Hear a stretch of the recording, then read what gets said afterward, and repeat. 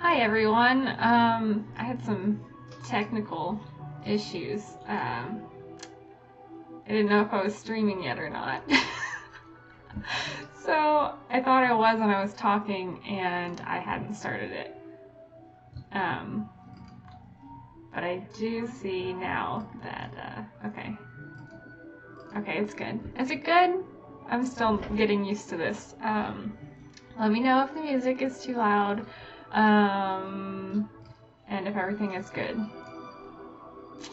So, yeah. Okay.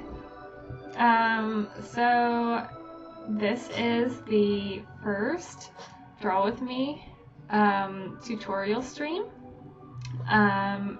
So we are going to be working on this drawing that I started yesterday, and we're going to be learning how to finalize your illustrations. So basically like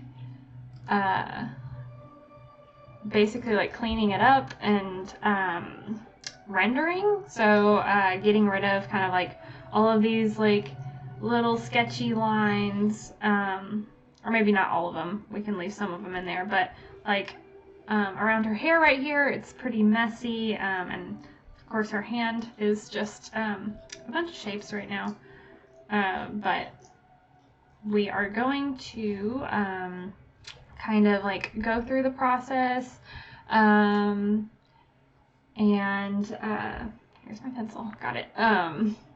And yeah, I'm going to walk you through kind of how I got here first. But before we get started, I do want to do some shout outs for my patrons. So let's see if I can read this. I'm in, okay.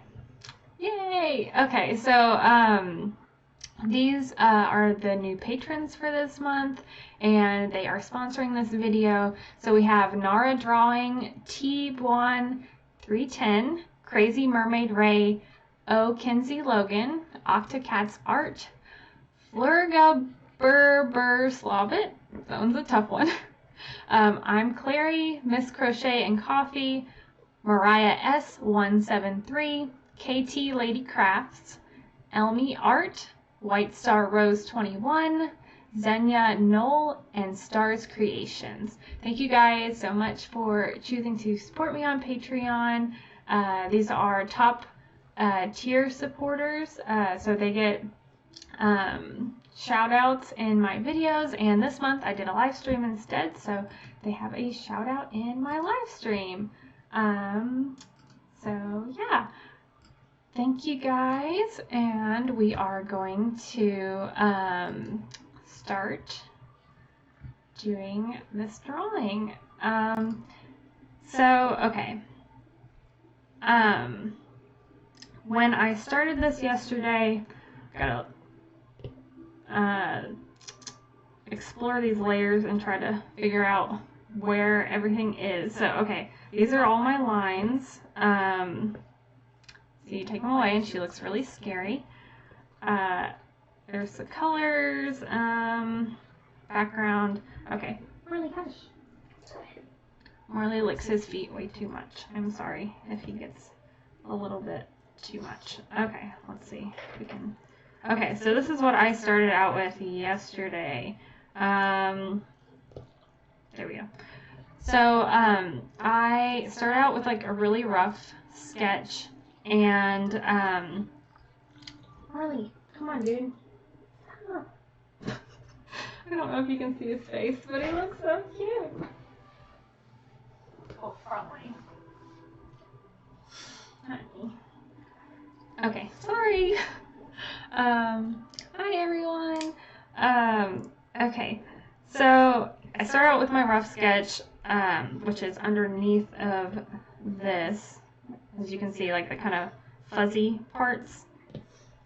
And then I do like a cleaner drawing on top of it, which I have separated, and that is part of, okay, hold on. So these lines right here are the same lines from the last little thing that I showed you, like the sketch.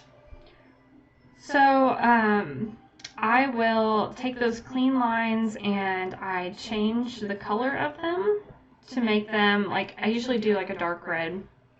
So to do that, we're gonna just kind of mess with that. So I go to adjustments in Procreate. So all this is going to be done in Procreate today, but you can do like the same thing in Photoshop and other programs, I'm sure. So we go to color balance, and then since my lines were darker, you want to make sure you are on shadows, and then you can like slide the sliders, but I changed it to a dark red, and that's just so the colors are cohesive. I feel like dark red goes with skin tones, and it just makes everything a little bit warmer.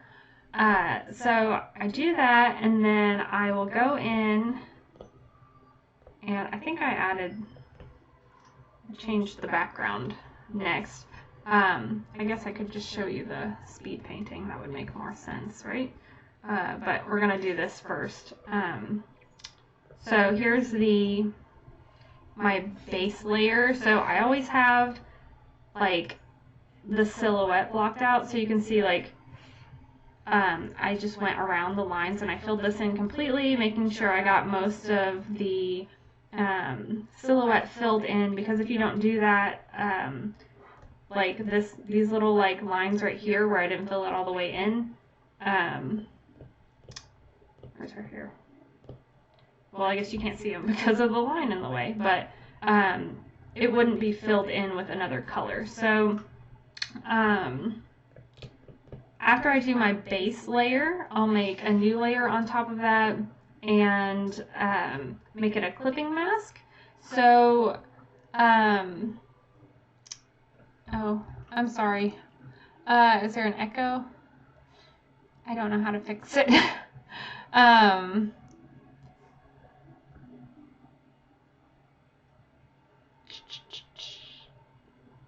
Yeah, I don't know. It might be my webcam mic. I've only used the mic a couple times just because maybe if I scoot it closer and make my face really big.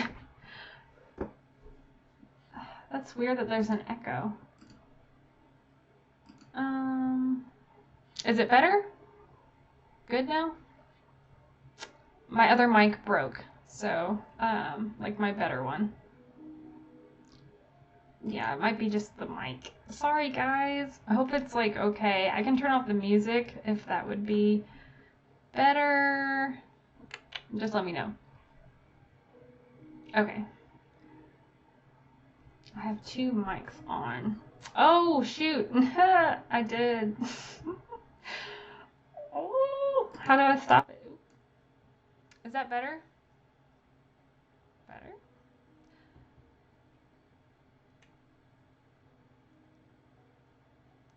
Yeah, so I did turn a second mic on somehow, but you know, I'm still learning all of this. I don't know what I just did. Anyways, we are gonna keep going. Oh boy. Okay, so after the base layer, make some make an additional layer on top of that and make it a clipping mask. So that's what I did right here when I was adding some color variation to her skin. So for a clipping mask in Procreate, you just tap it and then you click clipping mask. Oh, I did a pretty good job of staying in the lines without the clipping mask, but yeah. Oh, I unmasked everything else. So you can see, like in her shirt right here, since it's not part of a clipping mask, it's going to go outside the line. So if you click clipping mask, well, it will make it stay within the confinements of the base layer that you made. I'm quieter now, dang it. Ah. Is it better? Oh, that may be too loud. Let's see. How do you choose the silhouette color? So I usually just make it whatever at first, and then I will adjust it with the hue and saturation, so you can see like where the base layer is, just when I move these around. So I just made it like a color that I would want her skin tone to be, which you don't have to do that. You can just do, like, you can make another layer and then paint whatever color you want her skin tone to be, and then like her hair and whatever. But like I can see like right here, I went outside the lines a little bit for the silhouette. So if I just erase that, then it's fine. I also did it up here. No, I didn't. Okay, anyways, so on my clipping mask layers, I usually start out with the like local color, which is like the base color, like no value, no like shadows and highlights, and then I will go in and kind of add a little bit of variation. So these aren't really shadows and highlights on her face per se, they're more like just kind of rosy cheeks and just kind of some color variation in her skin tone. And then I guess like some of them are, but you don't have to go crazy with the like shadow and highlights. It's more to add a little bit of color variation so you can pick from those colors later when you're cleaning up. So after that, I went through and I just added a little bit to the background just to get some more color in there. And then for the lines, I did the exact same thing that I did with the color. So I make a new layer and make a clipping mask, and then all the lines, I just colored all the lines a darker color than the color, you know, like this color. So then I added little things like freckles and then her glasses. And I'm still not sure if I want to make her glasses like colored or not. So I'm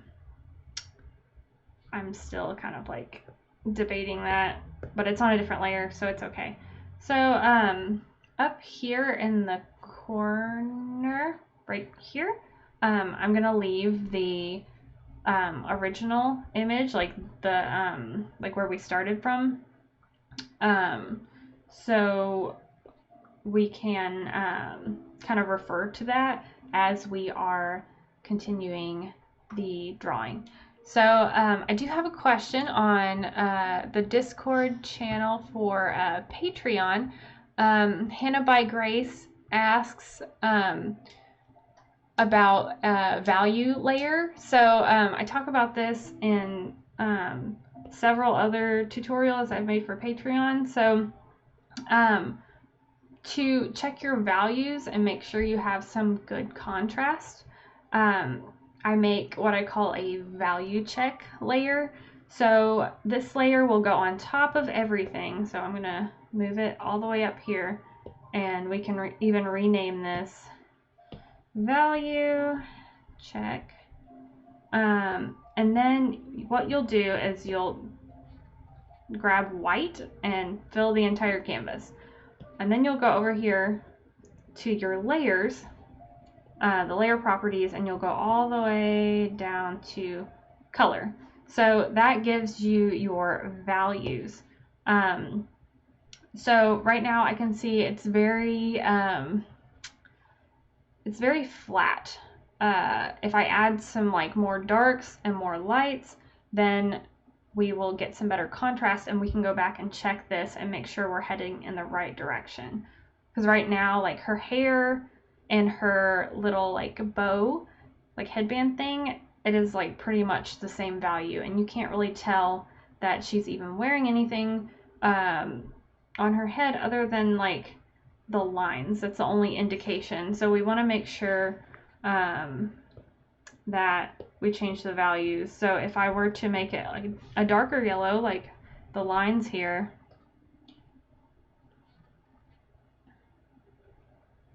I know it's messy, but we're just going to check that and see. You can tell like she's got a headband on now, like it's very obvious, instead of you're just looking at all these like scribbly lines, and you're like, is she wearing a headband? What is this?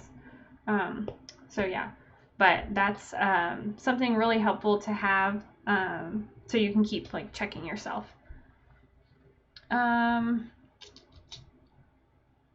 Okay, so I'm going to check the chat real quick. What program is this? We're working in Procreate today, but you can do this on other like digital apps as well.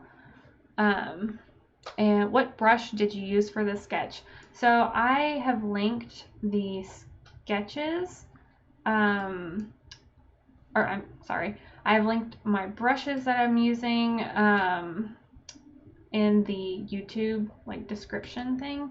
All the brushes I use here are Jing Sketches brushes. So the flat square brush is my favorite one for doing sketches. And then when I'm doing some cleanup, I'm going to be using, depends on like if I want texture or not, but I'm going to be using Loish's hard round brush, which I did not link, I don't think, but you can find that on her DeviantArt page, and that one's free. I think she has a few brushes. So this one's like more smooth and it's good for blending. And then Jing Sketches brushes, like a lot of them I use are for like texture. So I mean there's like a ton of them, but yeah, we're gonna start with using the Loish's hard round brush. Sorry, I'm cleaning my screen. All right. So I think we're gonna get into the actual like cleanup part. I'm checking my notes just to make sure I covered everything I wanted to. Okay, so we are going to start by, oh, I did forget to mention. So whenever you do like your color and your lines, I always like group those in like groups, I guess. And then I put those groups in another group and then go on top of that layer to start my cleanup.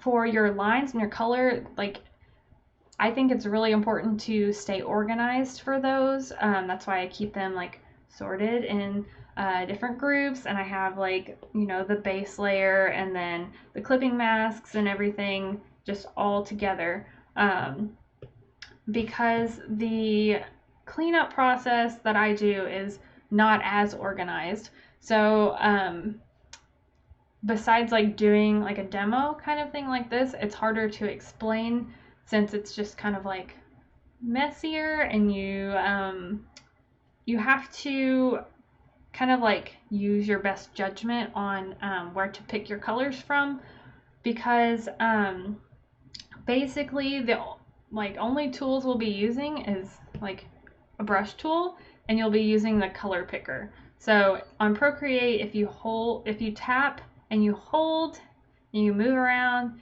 you pick colors from your canvas. And if you set up your canvas properly with you know, the color and lines, and like did some color variation in there, then you should be able to mainly just pick from the colors you already have on your canvas. So yeah, eyedropper tool and brush tool are your new best friends for this. So what canvas size are you using? I am using an 8x10 at 400 dpi, I think. Yes. So I have a layer limit on this, which is kind of annoying sometimes, but yeah. Anyways, we are gonna start drawing now. So I'm just gonna start with actually, I'm going to take her glasses away real quick. Oh, she looks like she She was wearing sunglasses and like laying out in the sun, and she has a tan line.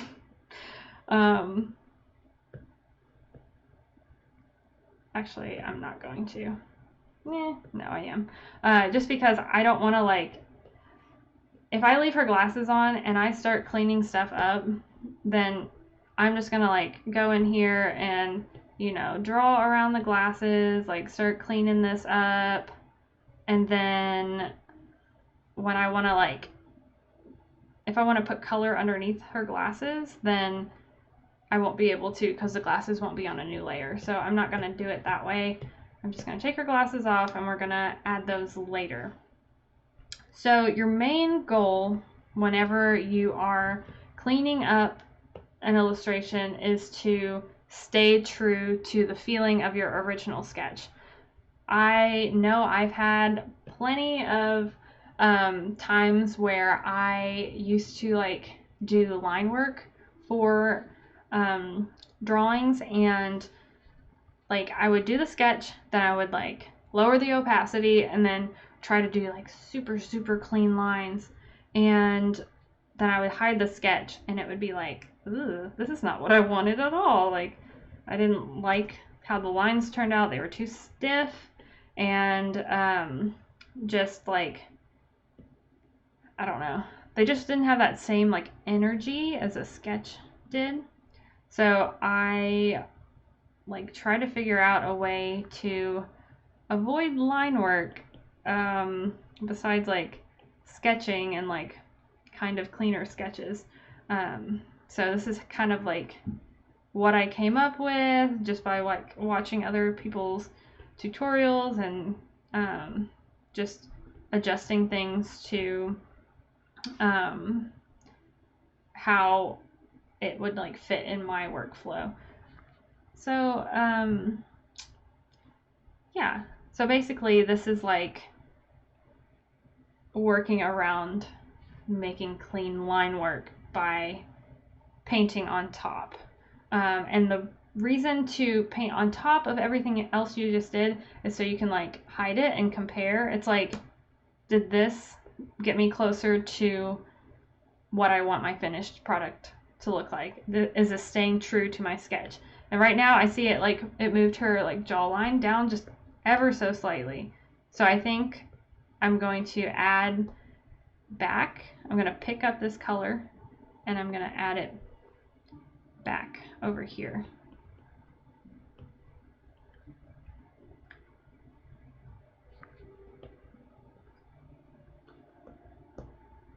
I'm going to compare.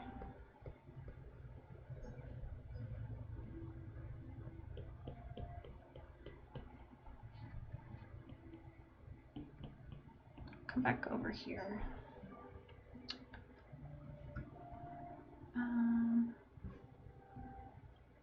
Just checking the chat real quick. But yeah, so when I use like textured brushes, I often like find a bunch of like little textured lines that I don't really want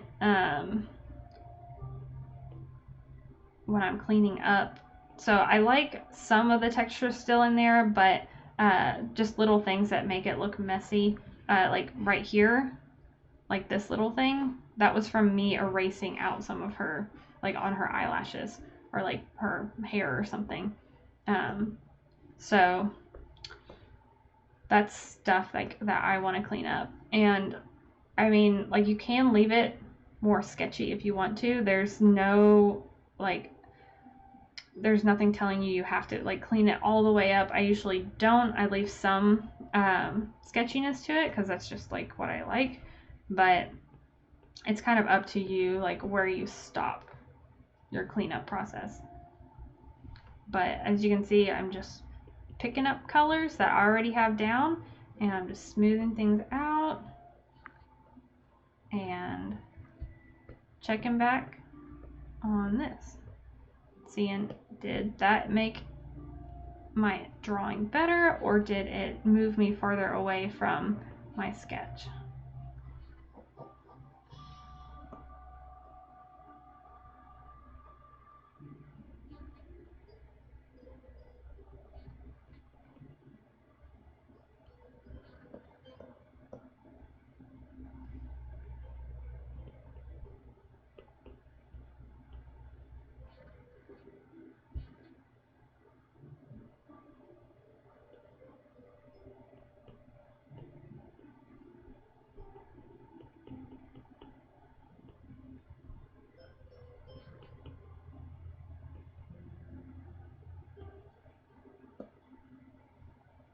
one of my favorite parts to do is like the eyes, because I usually have a little part erased out, like right here, this little like green part.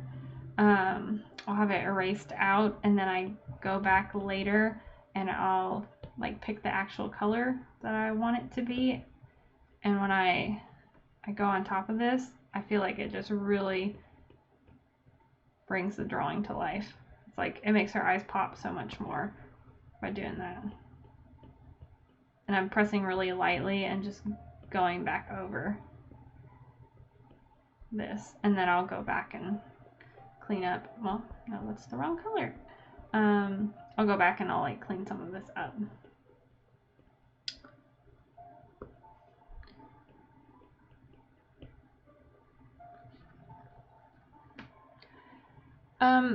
Aoi Pastel on Discord asks, do you find that daily drawings help with improvement? And if so, do you have any specific tips for drawing, daily drawing tips?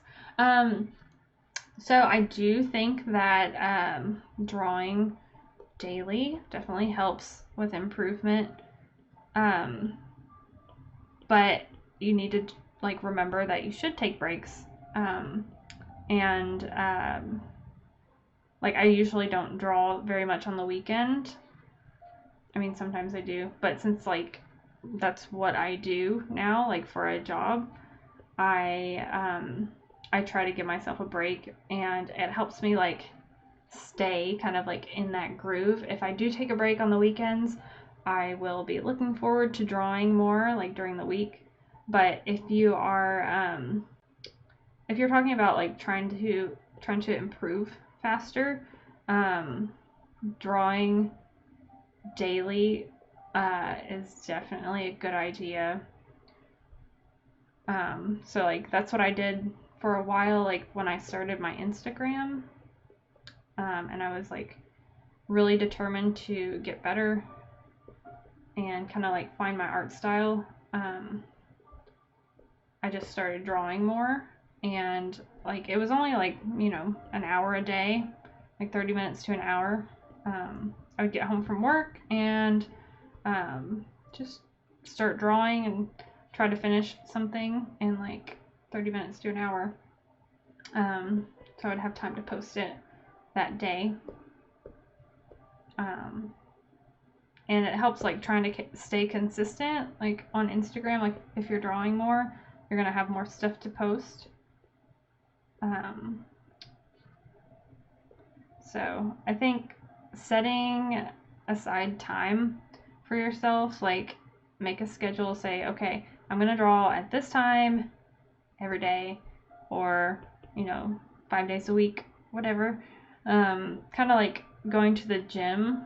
Like the thing that would get me to go to the gym more was like, you have to make it like essential to your day. Like it is something that you're absolutely gonna do, like brush your teeth, like make drawing like part of your day.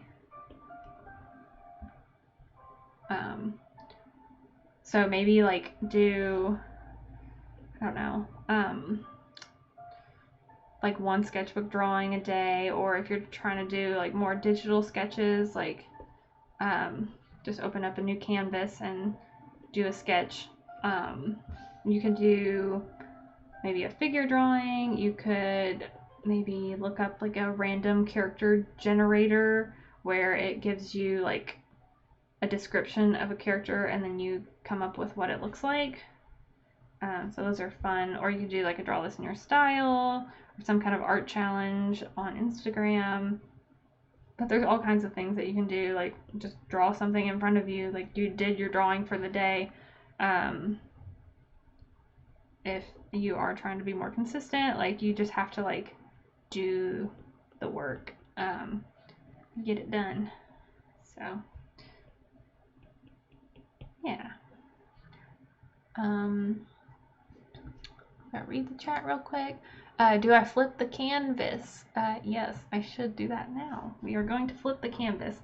I have it set to where if you press this little like button, like right there, hold on, this button, I have it set to where if you press that, then mine says flip canvas or flip horizontally, so I can do that. And I'm pretty happy with how this looks right now. I might adjust it later. I feel like there's too much space, maybe right here, and maybe the corner of her eye needs to come over a little bit. Maybe we can just do this and it'll look better.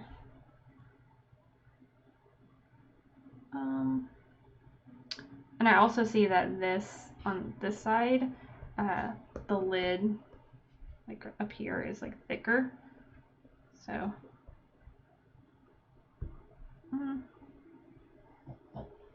maybe add a little bit more. And then I can also check. See, I like what I've done with the eyes so far. Her chin is still bothering me a little bit. I don't know what it is.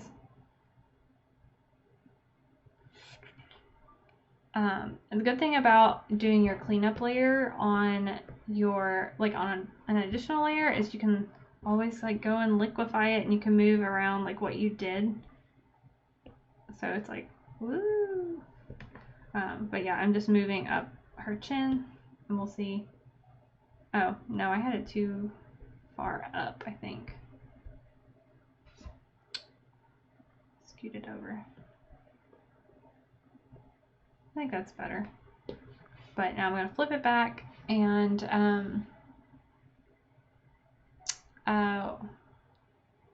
where do you put the eyes? On top? Do you mean like on a top layer? Because all the cleanup stuff that I'm doing, all the adjustments like this, are on a new layer.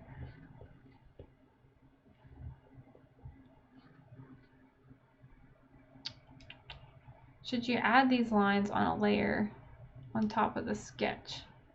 Yes. So, yeah. So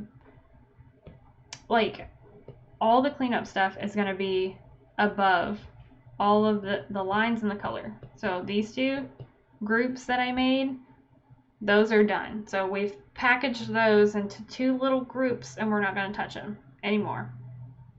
Probably not. So now all the additional stuff that we're adding, all the cleanup stuff, painting, everything is going to go on this new layer that we are messing with. So that's an important thing to remember. So cleanup is always on, it's like always above the other like groups. And that's just so you can make these adjustments. You can check and see, like, is this improving on my sketch, or is it not? And what do I need to do to change that? Like, if I didn't like how this was going, I would probably hide it and then just start a new one. Like, start a new layer and try again. Like, see what was wrong. Like, do a second attempt.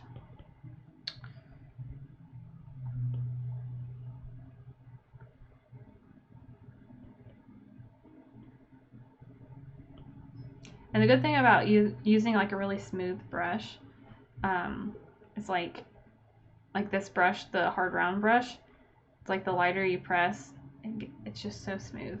Oh, the blending is amazing. And then the harder you press, it's like the edges are harder. So that's why I like to use this like on like smoother surfaces like skin, and sometimes on hair, depending on like the texture of the hair. If the hair is like curlier, I will usually do like a more textured brush.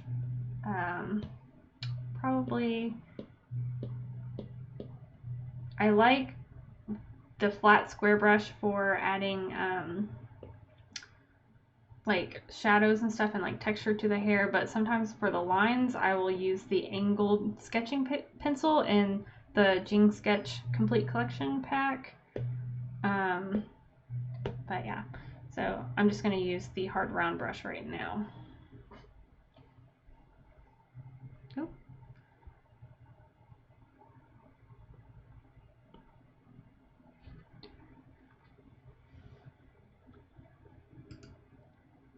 What did I say the smooth brush was?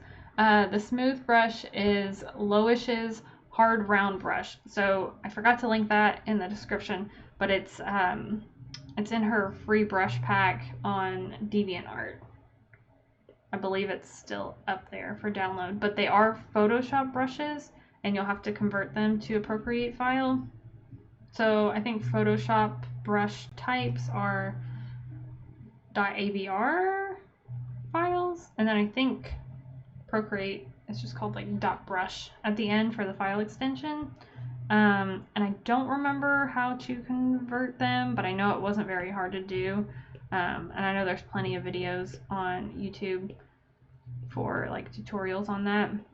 I just don't remember because it's been a while, like since Procreate 5 came out. I was like, ooh, this is a cool feature. I'm gonna do all my brushes.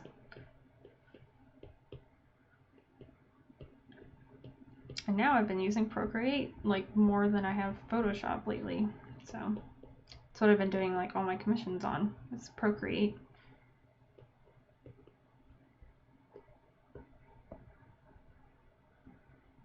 Let's see.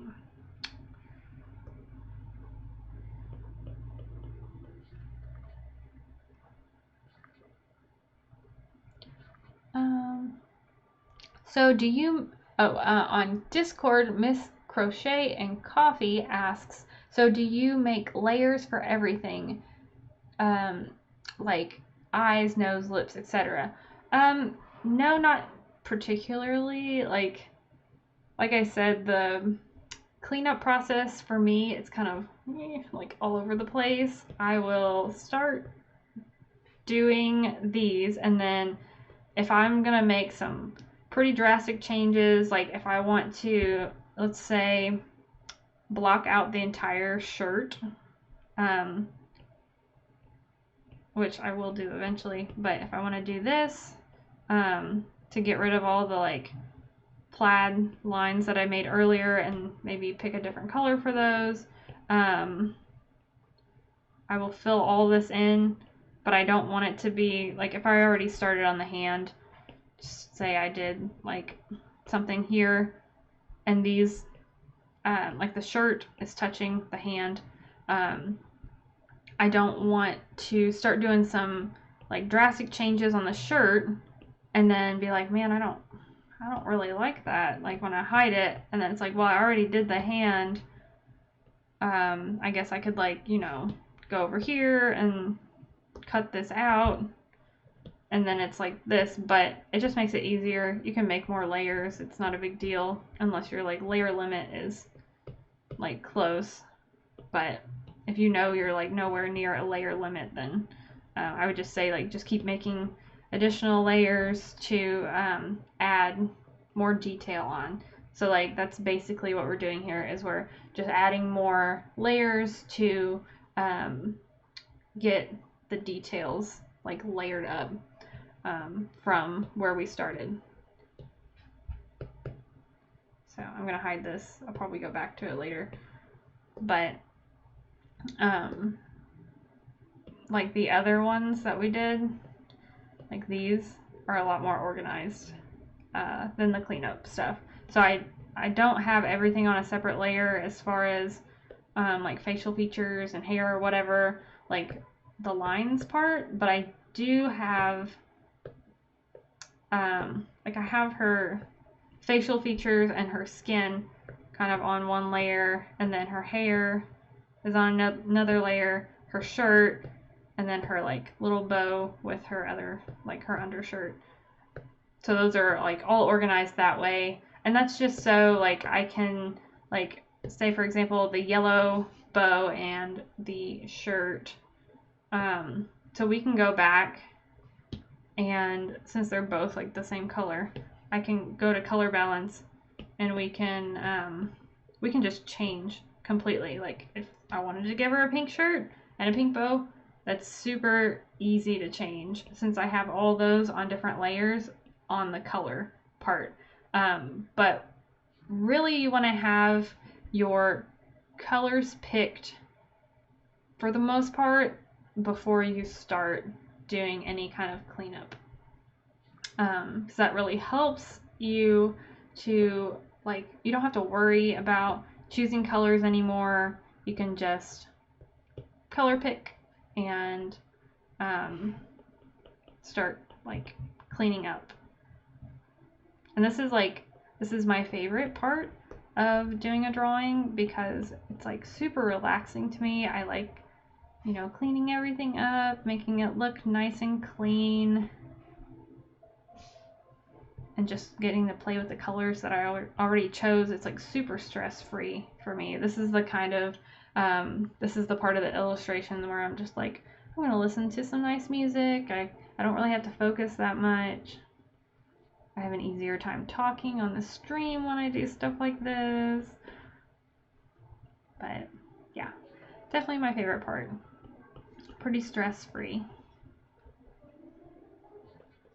I would say the most difficult part for me is probably getting the clean sketch part down. Like after I do a rough sketch, well, even the rough sketch sometimes is like doing the actual drawing, making the drawing look good before you move on to color is something that's really important. And I'm trying to do that more now. Like I have in the past, just kind of like, the drawing's okay, we're just gonna paint it. Like, it doesn't matter, I'll fix it in post kind of thing. And I've been trying to make the drawings stronger before moving on, and I feel like that's definitely improved the quality of the drawings. So that's been one of my goals, and thinking a lot more about like the structure of the drawing before I move on to color as well. Also, thinking about the structure of the drawing before I move on to detail. That's also important because it's really easy to get lost in details, and then you're like, well, I need to finish drawing this person that I'm drawing, but I've only drawn her face. And then you try to move on to like you have like super detailed face, and then you move on and you're like, well, this is not working out. Like, I don't like the placement of anything.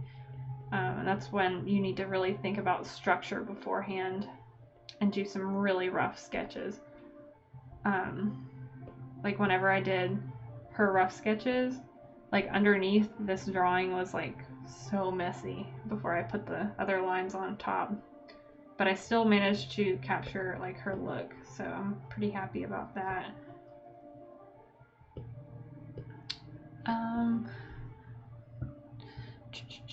Looking at some questions.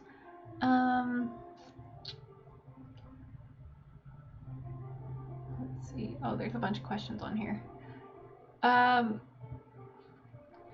Anybody who's a patron, make sure you ask your questions on Discord, because I'm looking at those first and they're easier to find. So make sure you look at or type your questions on there so I can see it.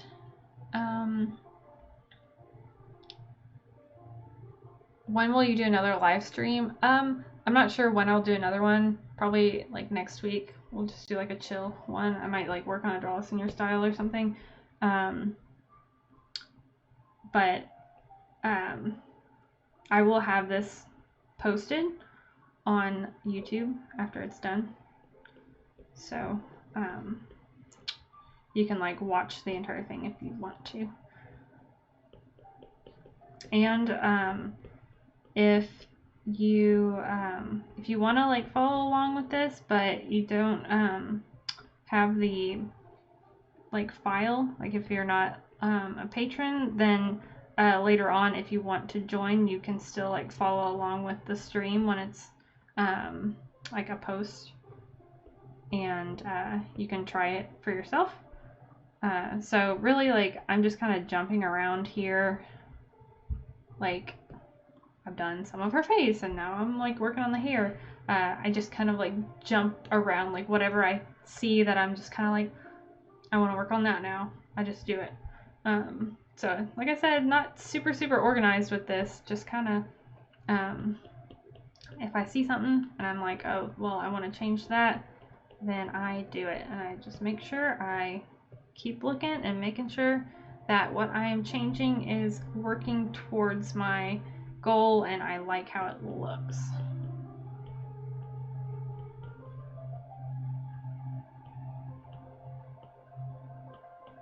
And something like the hair, like what I'm doing right now, like I'm gonna go back and I'm gonna add more detail in this, like more, hold on. So, you know, adding some more like strands of hair, doing like stuff like that. But for now, I'm just going to try to clean up the shape, just block out the shape of her hair.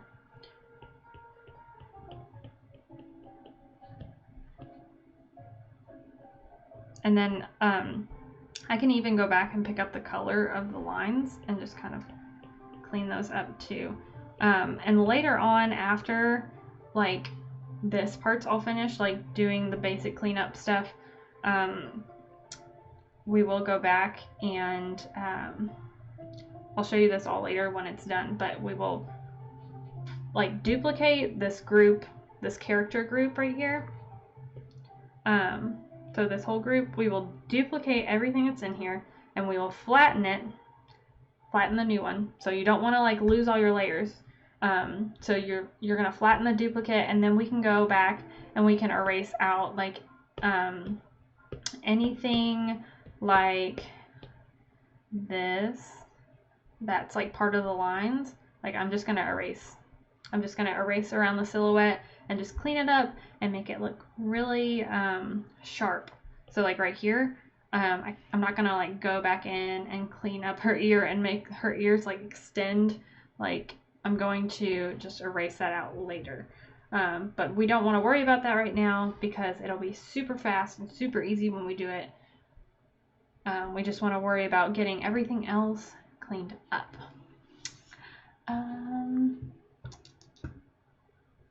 Do you have any advice on rendering the background? We'll see if we get to the background on the stream. I mainly want to focus on the character right now. I will like eventually like finish all this, but we'll see how it goes. We'll see how long this takes me. Usually the step that takes me the longest, I would say, is like the drawing part, since I'm trying to make it more structured and like it makes sense more in my mind before I start the painting. I usually like do a lot of like you know, selecting things, moving them around, doing like the liquify tool, do a lot of that. So it takes me a long time. I guess I could show you. I did start out doing a different drawing, so this was what she looked like before, and then I was like, I don't want to do this one anymore. Oh, so here is what she looked like before I added the darker lines. So she was very messy. It was like really fuzzy, rough sketch. And then we added some lines, and then I did adjust her because I felt like her neck was like really, really long. So I moved it around and then did the base color, changed the line color. I guess I did mess with the background first a little bit, but yeah, coloring all that in, figuring out what I wanted her to look like, and now we're here. Boop. So like I spent like more than half of this is like me trying to figure out like drawing stuff. It's like, do I want this? Do I want this? I don't know. And then just adding the color is like super fast once you know how to do it, like keeping organized with your layers and stuff. So yeah. Oh, we need to check our values.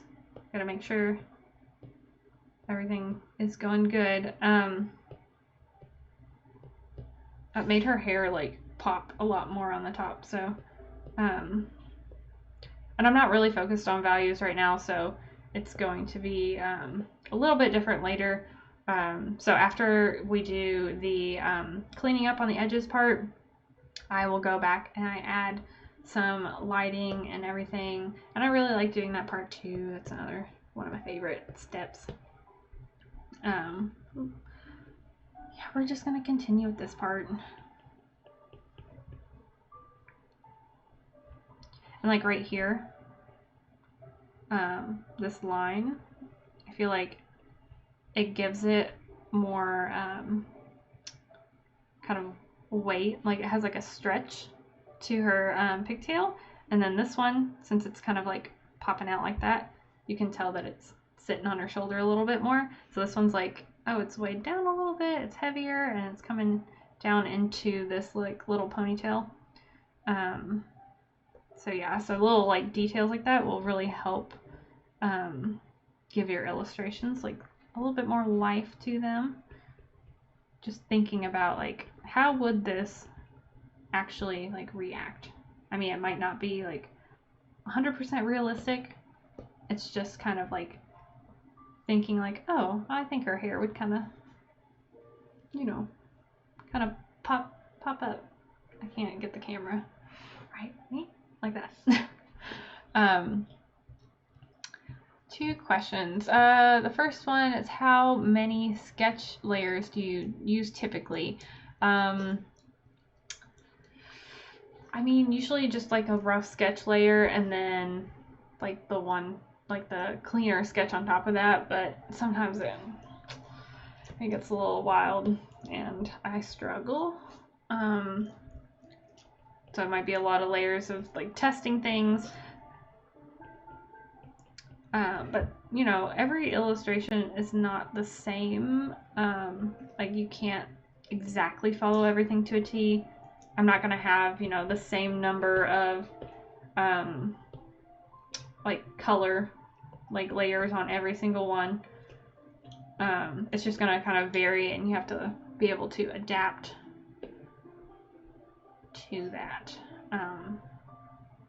So like sometimes if I'm really struggling with the drawing, I will have a lot more layers. I'll have like, I don't know, maybe her head is one layer and then like her body's another layer or her arms another layer, so I can just move things around and try to make it work. Oh, another thing, so this is, well, I guess it's a little different because I moved. Originally this line was like down here. You can see like I covered that up, but I think I like her hair coming out a little bit more. So I'm going to keep that, but this is kind of a problem right here because if you drew through this, then that is the, you know, continuation of the shape, and right now she doesn't have anything here. So that's kind of like, huh, what's going on there? So you want to make sure that you're drawing through your shapes. I guess it would make sense if like her hairline was here and it was like coming down like right here, but her hairline's up here. So we need to kind of think about that, draw through your shapes, and you know, you could either draw on top of this or you could just, you know, erase this out. And for my eraser, I have the flat square brush, Jing Sketches flat square on my eraser brush, just because it gives me like a really sharp line when I'm erasing things out. I think I'm gonna, no, I'll leave that erased out.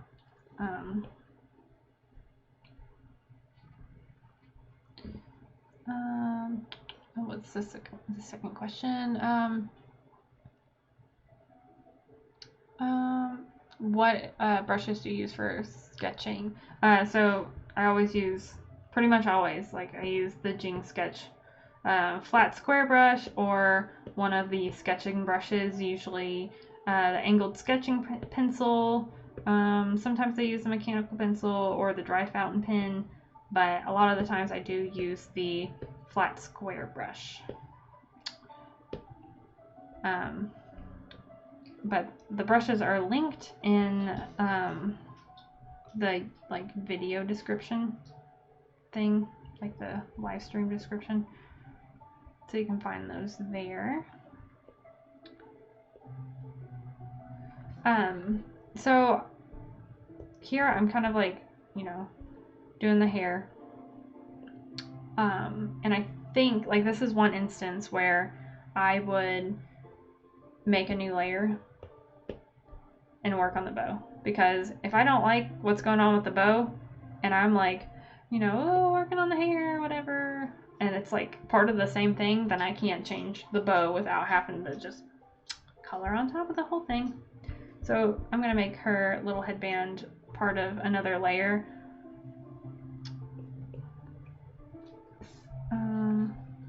And based on, you know, the values, I am going to make it a little bit darker, and then I'll add in some highlights for that.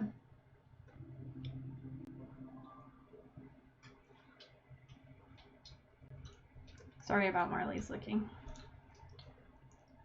It drives me nuts.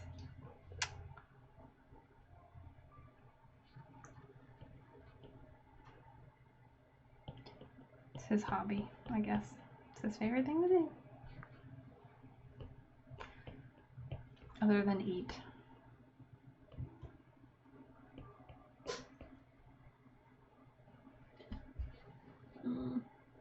I felt like Oakley was in here. Oh, there he is. Oakley's. Oh, you sleeping? Come here. Come here. Puppy! Come on, boy.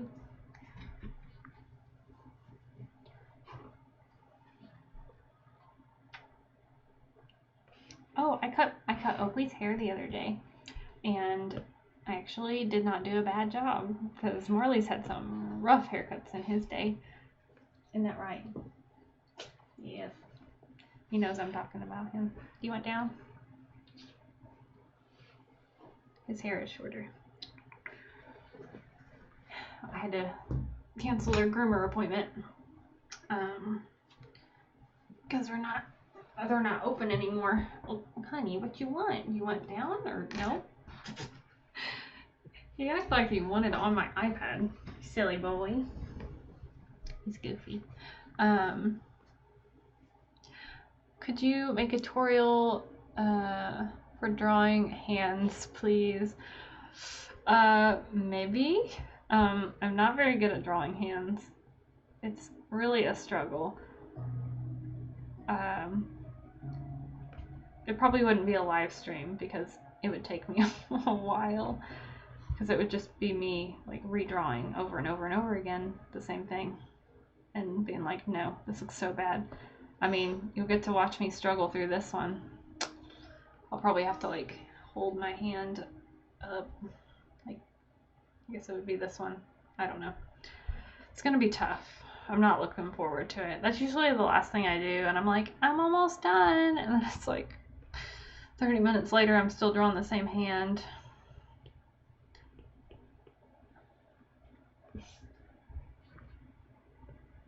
Oh, and just because I put this headband on its own layer doesn't mean that I won't like get distracted and keep, you know, working on other stuff, because that's how it usually goes. I mean, I'll probably even start working on the hair on this layer too, but it won't be like all the hair.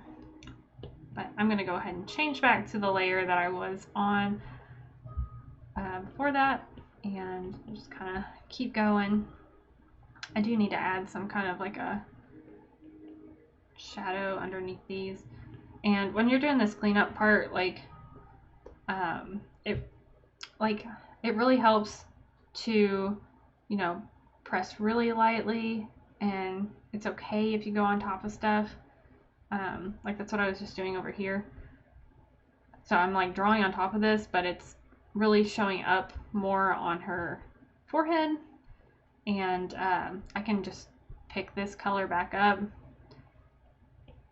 and now it's back on top again, and it's totally fine that I like drew on top of it. So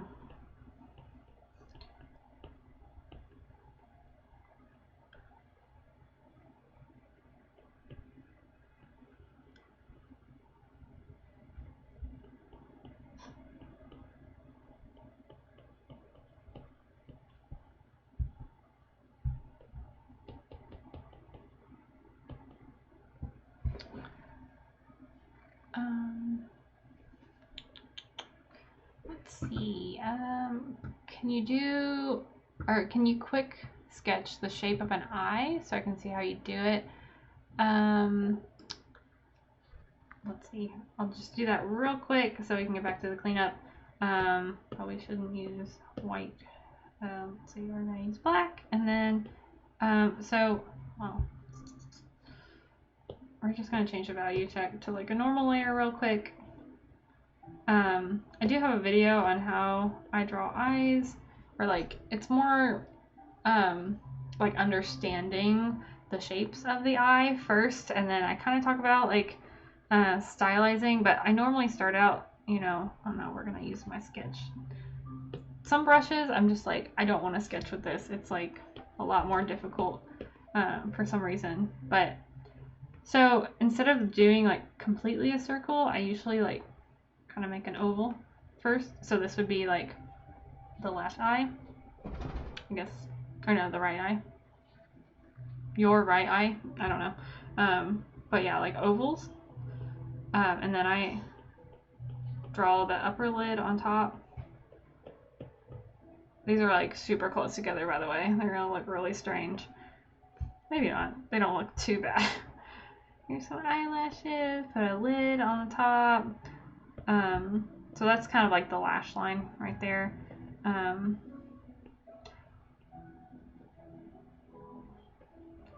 So yeah, so to start out, it's more of like this. Like I'd do this kind of shape other than this. But like understanding like how the lid wraps around the eye, like anatomically, like it comes up like this and goes down, you know, kind of like this. So you won't see this part because it's like your eyeball, but this is kind of like where shading goes, and that's where your lid wraps around, you know. And then, oh, it's an eye. Oh, pretty eyelashes. They're so big. Yeah, anyways. And then I kind of do this and this. And there's some eyes. And a scary face. Goodbye. Forever. Don't want to ever see that again. Okay, back to this. But yeah, that's basically how I do it. Let's see. Look at more questions. Oh, hi everyone. That's just joining. At the end of your painting, how many layers will you usually end up with? Like I said, every painting is different. It's gonna be, I don't even know. Like usually, you know, if I'm pushing the layer limit, I will have to go back and keep merging my like cleanup layers, and sometimes I'll even like, if I'm like good with the color, I will merge these clipping masks down onto the base, so I'll have some more like wiggle room as far as layers go, like the number of layers.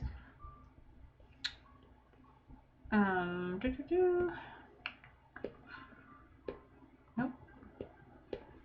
But yeah, it's like, it's always different. And then, you know, if I'm doing like a really big illustration in Procreate, what I'll have to do is, if I don't want to lose all my layers by like deleting them or whatever, I will duplicate that file like out in the gallery, and then I will like just take that file and I can delete whatever I want, while still keeping like intact everything I need on the other canvas, like the original one. So when I duplicate it, I'll like merge a lot of things together, and then I can just work on top of that if I'm hitting my layer limit or whatever. Oh dang it, I just got rid of my color I was working with. But yeah.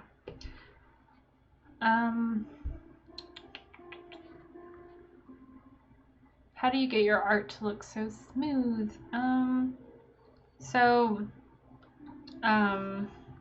It's basically like the brushes you use. Like this hard round brush is super, super smooth. So I can like easily blend.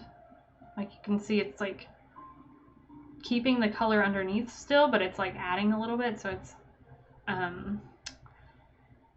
it's kind of mixing the paint.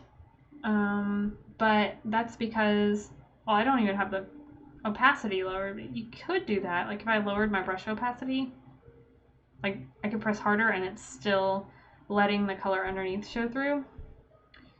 But I have this one actually turned all the way up and I'm just pressing really lightly, because if I this is full pressure, it will completely just paint in that spot. But you just have to press gently and it will help a lot.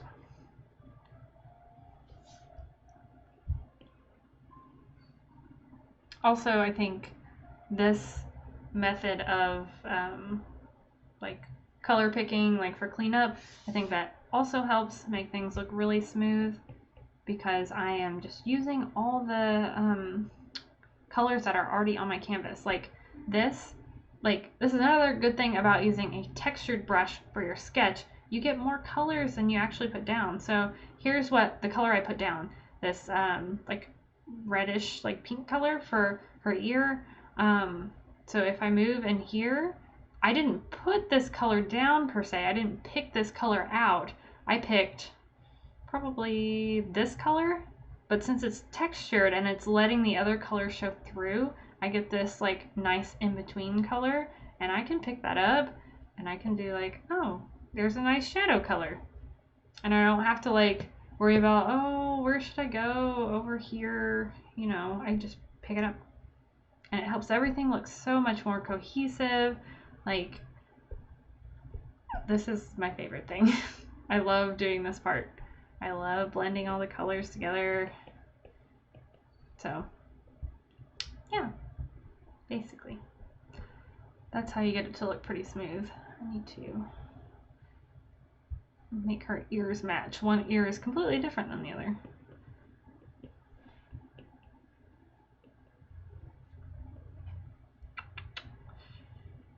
So, yeah.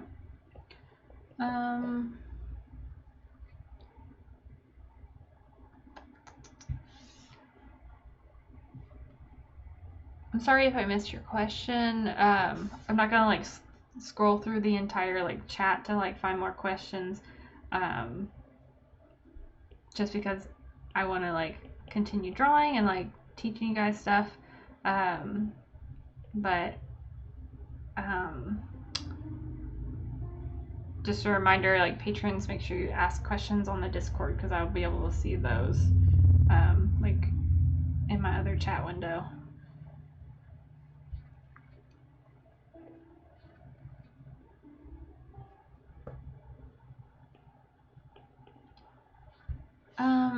Favoli asks, do you draw a character first and search for a color palette, or do you find the colors first and then draw the character, a character who's fitting? It just depends on like if I had anything in mind at first. Actually with this one, I just looked at my Pinterest, which if you guys like want to see my Pinterest, I think it's public if you want to like look at the references that I kind of like got inspired by. I know I've been pinning a lot of like hiking pictures lately in my drawing references Pinterest, and I pin a lot of stuff to that. So even if I haven't said like, hey, I'm gonna draw this soon, you could kind of see like, oh, she's looking at drawing. She might be looking at drawing like koalas, because I have a lot of koalas on there. That was for like the Lines for Trees art book, and I was like pinning a lot of koalas when I was like, drawing that. But yeah, I got inspired by some pictures of girls hiking, because I like to you know, walk in nature and do like hikes and stuff. I don't like camping, but I do like going outside and going for like hikes and stuff. And I've been missing that. But it's starting to warm up. It's actually like, oh my gosh, it's 83 today. It's insane. It's been like kind of cold, and then it started warming up super fast. But I do not like winter. So I've been waiting for the sun to come back. So yeah, that's why I was pinning a bunch of girls hiking and thinking like, oh, I could do a drawing. Because when I started, or when I was like, you know, trying to think, oh, what do I want to draw for this? I was like, I don't know. I'll just look at Pinterest, and I got inspired just by things I had pinned previously. It's not like specifically based on one person, just kind of like generally like a feeling that I got from looking at these pictures. And the first sketch that I did for this, it was more like based on somebody else that I saw on Pinterest, but that was kind of more of a warm-up. I could have used it, and then I was like, I'm not really super happy with this, so I tried something else, and I'm a lot more pleased with this one than I was the other one. And then I did find some like pictures of these flowers. Somebody like walking by these really pretty like orangey yellow flowers, or maybe they were no, I think this girl was just like laying in these flowers or something. I don't know. I liked the flowers. I have no idea what they are, but I wanted to include them in this drawing, so here they are. Even though they're not really looking like flowers, they're looking like fuzzballs. What was the other question? Oh, so yeah, the color palette for this, I got inspired by just looking at pictures first and choosing something I thought that like kind of fit with this. I guess I got inspired by the colors, kind of drew a character, and then went back and colored it. So the character is not really based on the colors per se. I just knew I wanted to use those colors, so I just made a character to apply those colors to.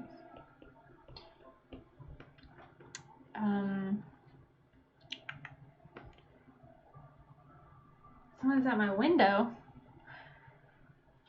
I don't know. That's my mirror over here. It's not my window. Somebody could have opened the door. My husband might have opened the door, but I was too into the drawing to notice. Wouldn't be surprised. Not paying attention. What you doing, huh? Look at that. He's so pretty. He's so pretty, aren't you? He usually just does this to me when he wants down. Do you want down? Or are you just saying hello? Are you saying hello? He's so pretty. He's so pretty.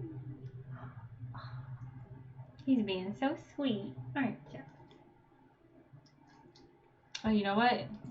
He's probably telling me it's time for lunch. He wants his food. He gets green beans for lunch. He's on a diet.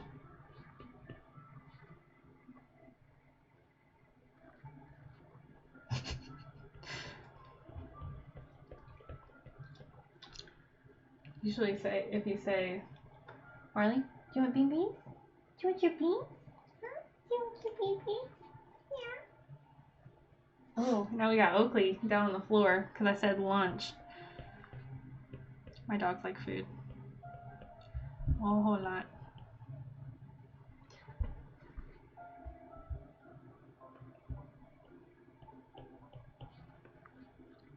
What's my favorite lunch food? Quesadillas. I ate too many tortillas. Yeah. I have like a quesadilla pretty much every day for lunch. I don't know if that's specifically a lunch food, but I just do cheese, spinach, and tomato. And then I put like a chili lime seasoning on it with like sour cream and salsa on top.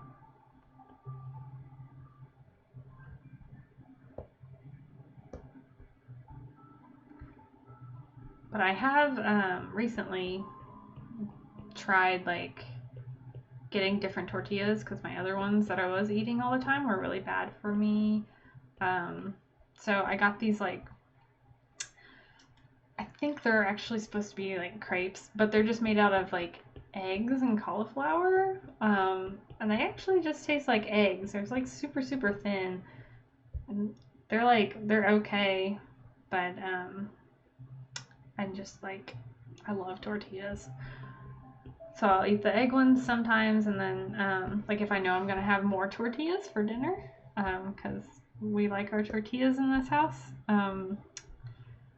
Like tonight, we're gonna have barbecued chicken, like Hawaiian barbecue chicken wraps. So they have like cilantro, spinach, barbecue chicken, pineapple, and red onion, and mozzarella cheese in them. So you like cut everything up and like cook the chicken on the stove with the barbecue sauce, and then you put everything in a tortilla, and then you like crisp it on the stove, and it's super good. It's like one of my favorite meals. I could eat it every single day.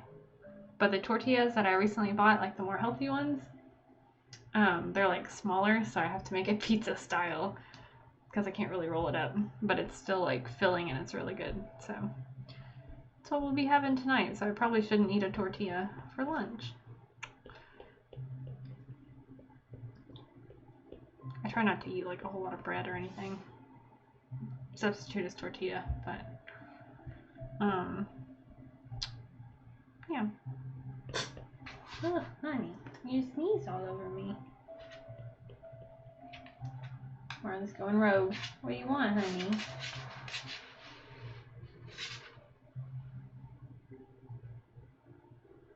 He's intense.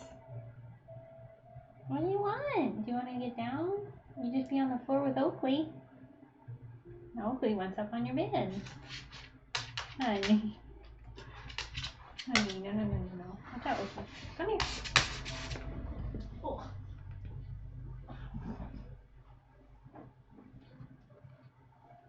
I'm not going to feed you right now, sweetheart. We can eat in a little bit.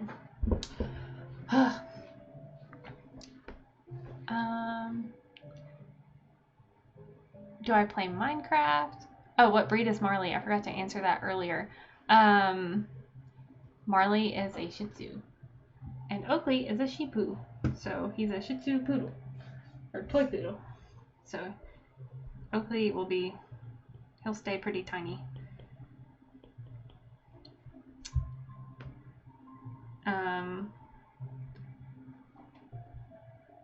But yeah, Marley's a Shih Tzu. He's just a really big Shih Tzu. He's a hefty boy.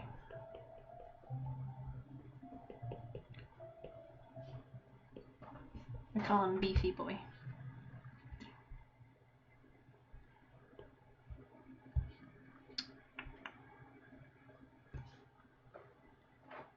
Do I play Minecraft? I do not play Minecraft.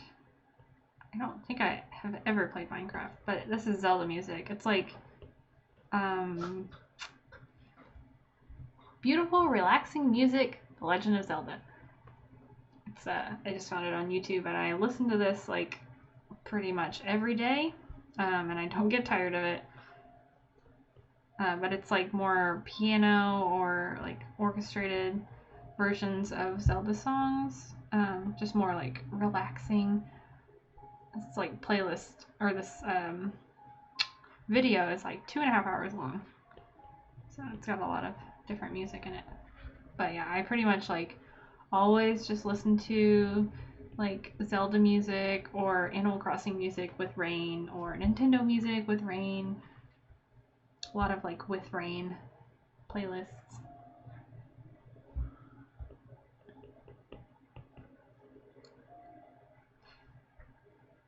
Even though I'd rather it be sunny, I just like the sound of rain.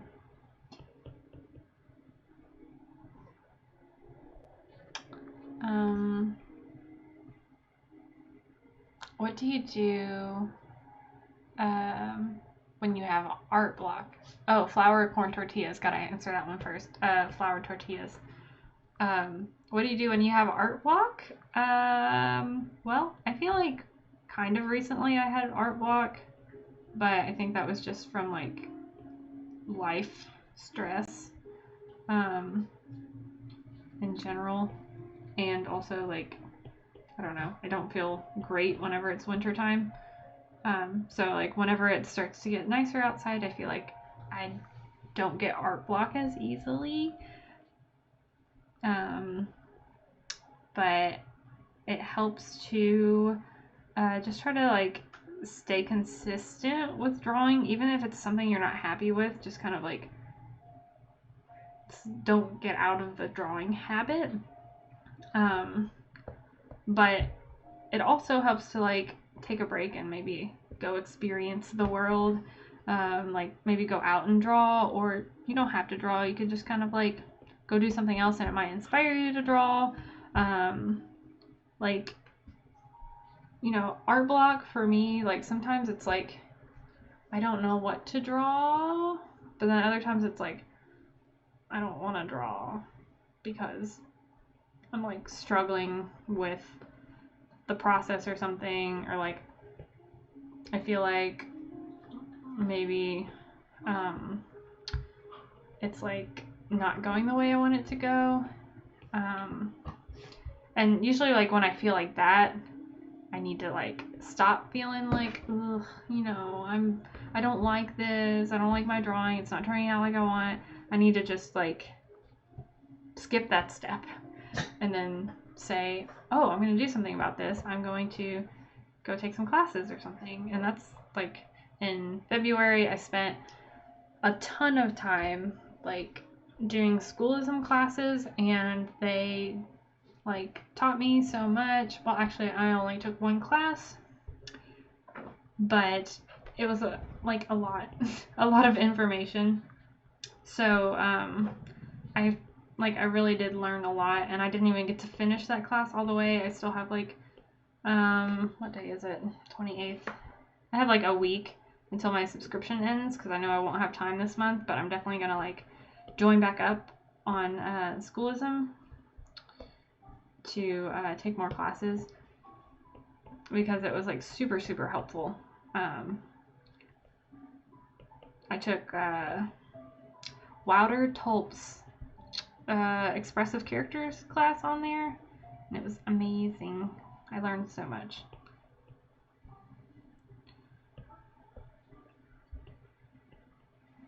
But that helps a lot to like take some classes, learn something new, like whenever you're feeling like you're struggling with your art. So that like always helps me get out of like an art block where I feel like, you know, I need to improve.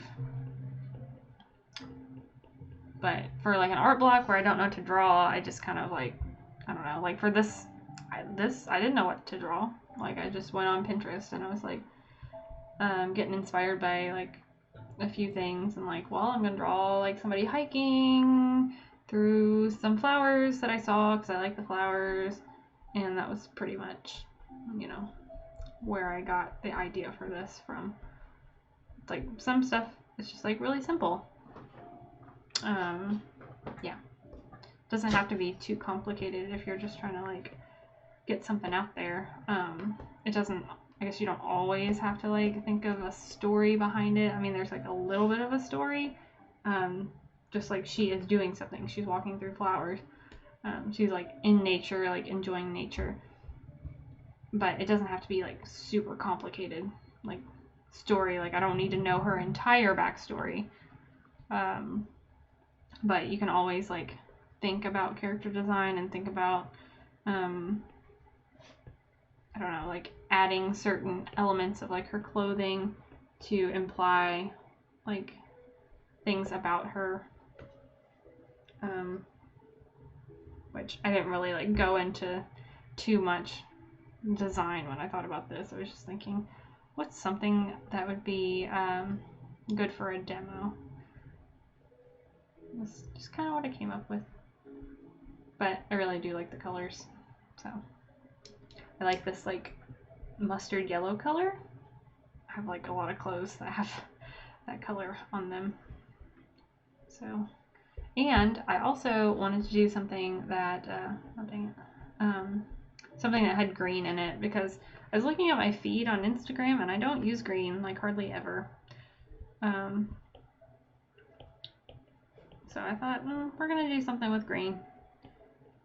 I don't know why I don't use a lot of green, but just kind of like happens. I use a lot of like warm colors.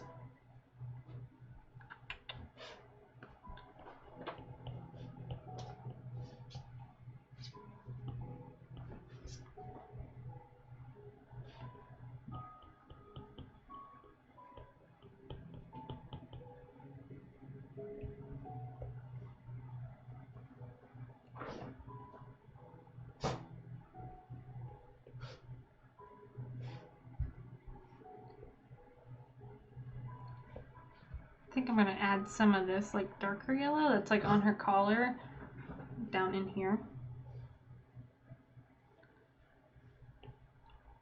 Like a shadow. Give it a little bit of variation. I'm just picking up that same color that was originally there to blend that together so it's like a smoother transition.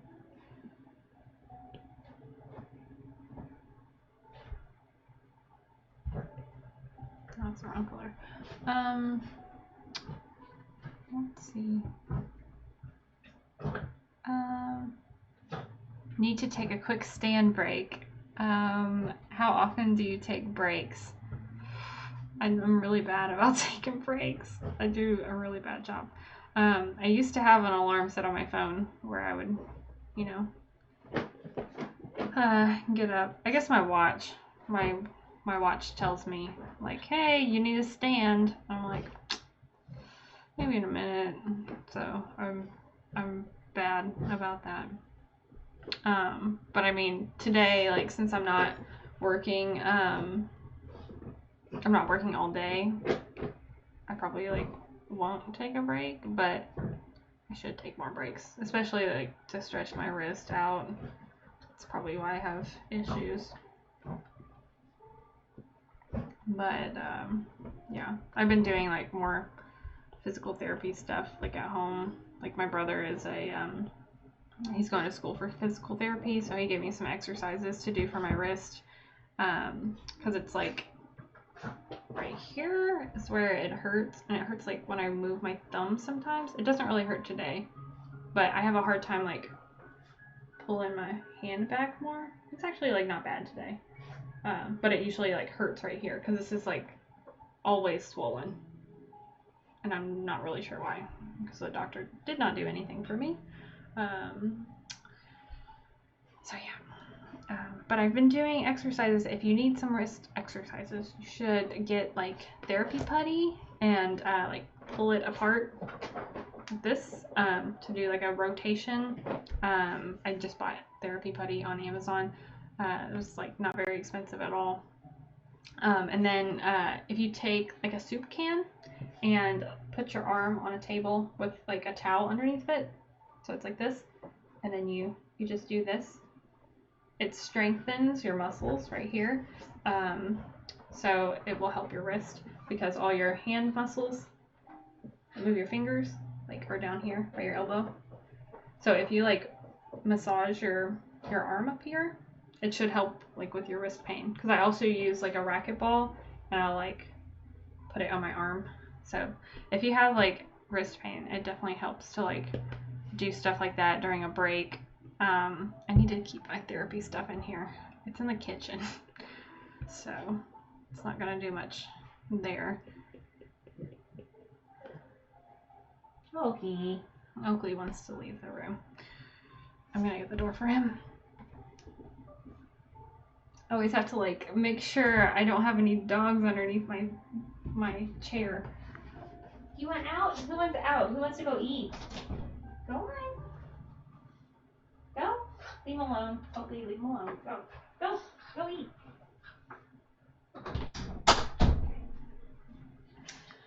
They're gonna go eat some lunch. Oh my gosh. Hi, Aaron. He said, I remember when you smashed your finger at work a few years ago. Ugh, yeah, it's not good. It was not good. I this finger, my middle finger on my drawing hand, got broken at work. I used to be a package handler at UPS, and I got it smashed under a box that was at least 130 pounds because it had like tape on it that said it was super heavy. It was like an irreg, which is like an irregular sized or shaped package. It was my first day working in a new area. I think it was my first or second day, but yeah. I was moving this box with somebody else, so we were both kind of carrying it, and of course, like, I can't pick up that box by myself, but he just kind of dropped it, and I was like, and it got the tip of my finger. I was like, perfect timing. Like, it could have been so much worse. It could have like messed up my hand forever. It would have been so bad. But it was really scary. I didn't know what to do. I remember like running around the building like, what should I do with my hand? It looked really nasty. I'm not going to go into detail, but it was awful. But I was on like light duty for a while, and then it took so long to heal that I had to like be off work for it. But thankfully it's all good. And then after that, I quit. So, yeah. And I was almost done with school, so they were paying for my school. That's why I was working there. I would not have chosen to work night shift moving boxes, but you know.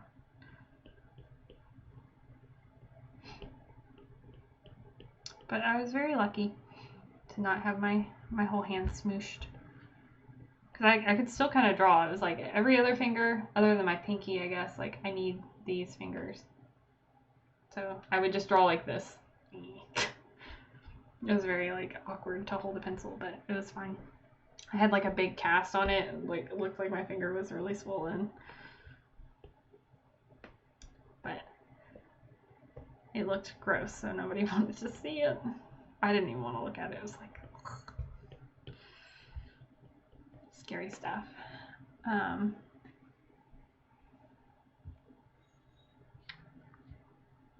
Ooh, 112-pound weight fall on your toe. Ugh, no. That sounds awful.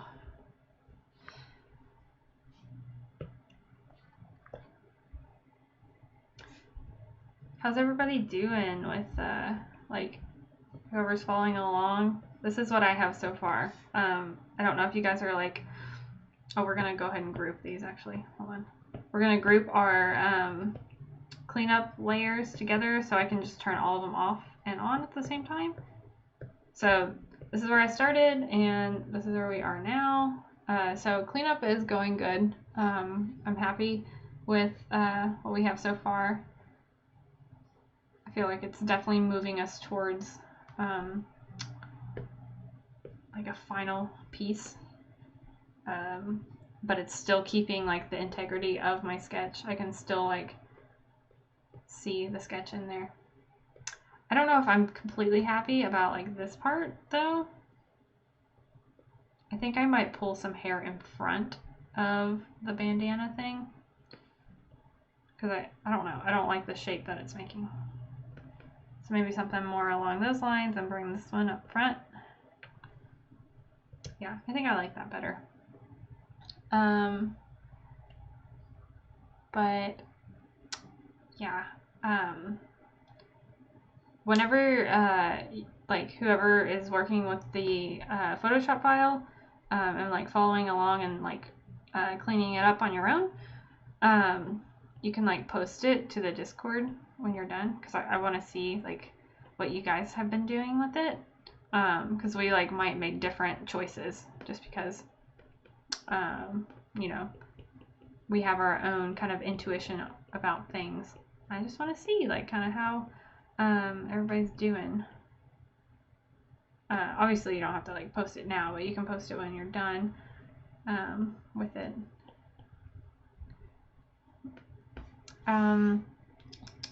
Let's see. Hannah asks, are you using the flat square brush to clean up right now? No, I'm not using the flat square right now, but I mean, if you want more of a textured look, let's see, we're gonna, like, it still works really well. Like, you can still get really smooth, but still textured, like, coloring from this.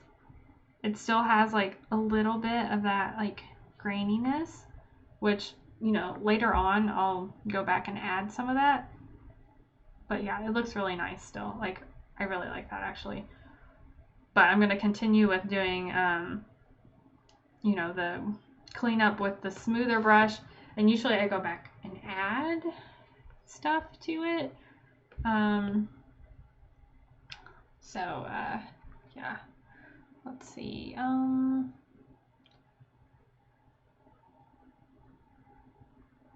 Ooh. Reading the comments. What did you want to be when you were little?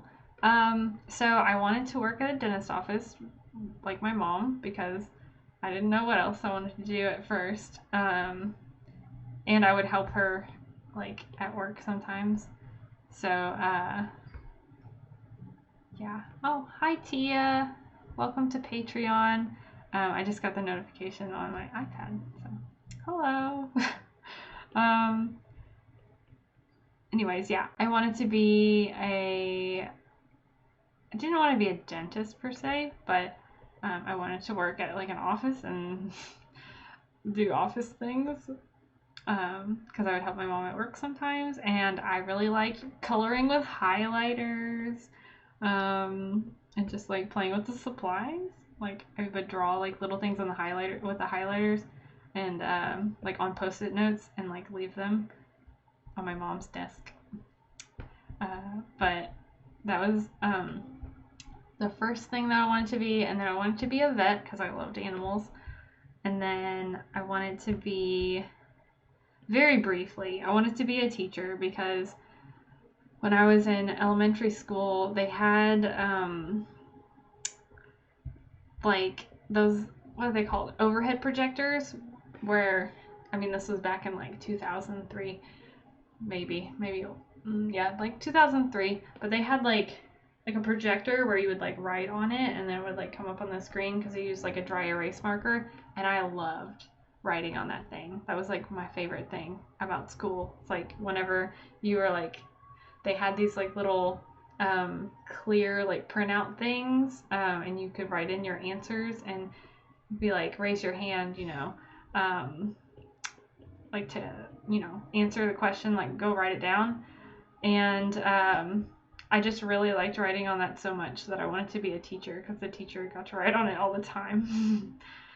But that was the only reason I wanted to be a teacher, so that didn't last very long, especially when they stopped using those.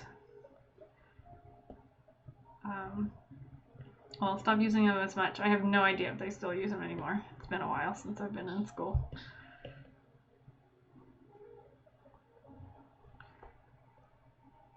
Oh, I just did, like, her eyelashes, but I don't like the shape of what I did, so I just erased them. So that's, like, a good thing about, like, having things on different layers. So instead of, like, adding to it, I'm going to take away with this color, this other color I have on her skin right here. So yeah, I wanted to be a teacher, and then I think it was artist after that. I don't know. I wanted to be an animator for a long time. I would take my, like, I had a folder that I would keep my drawings in that I did on computer paper.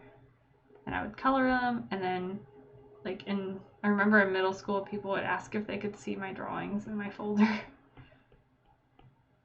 But I would, like, draw a lot of Neopets and, like, Harvest Moon stuff. I did a lot of Animal Crossing stuff, and Zelda, like Wind Waker was, like, a big influence. Some Pokemon. I would bring my, like, guidebooks my Pokemon and Animal Crossing guidebooks to school in like 5th grade, and like you could see, you know, all the Animal Crossing villagers. And this was like for a GameCube one. So you could see all the villagers and all the Pokemon, and I would ask my friends like, hey, which one's your favorite? I can draw it for you. And I just remember like drawing like different ones for people. But yeah, that was fun. Yeah, lots of Neopets too. Like Neopets was my favorite thing in middle school, like early middle school. So I would, oh my gosh, I would bring my,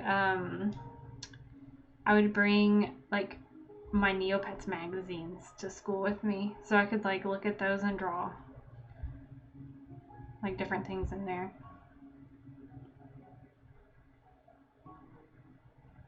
But I wanted to be an animator, and then I went to Ringling College of Art and Design for their pre-college program, like before my senior year of high school, and I tried out like 2D animation, even though it's like people don't really do a lot of like 2D like they used to.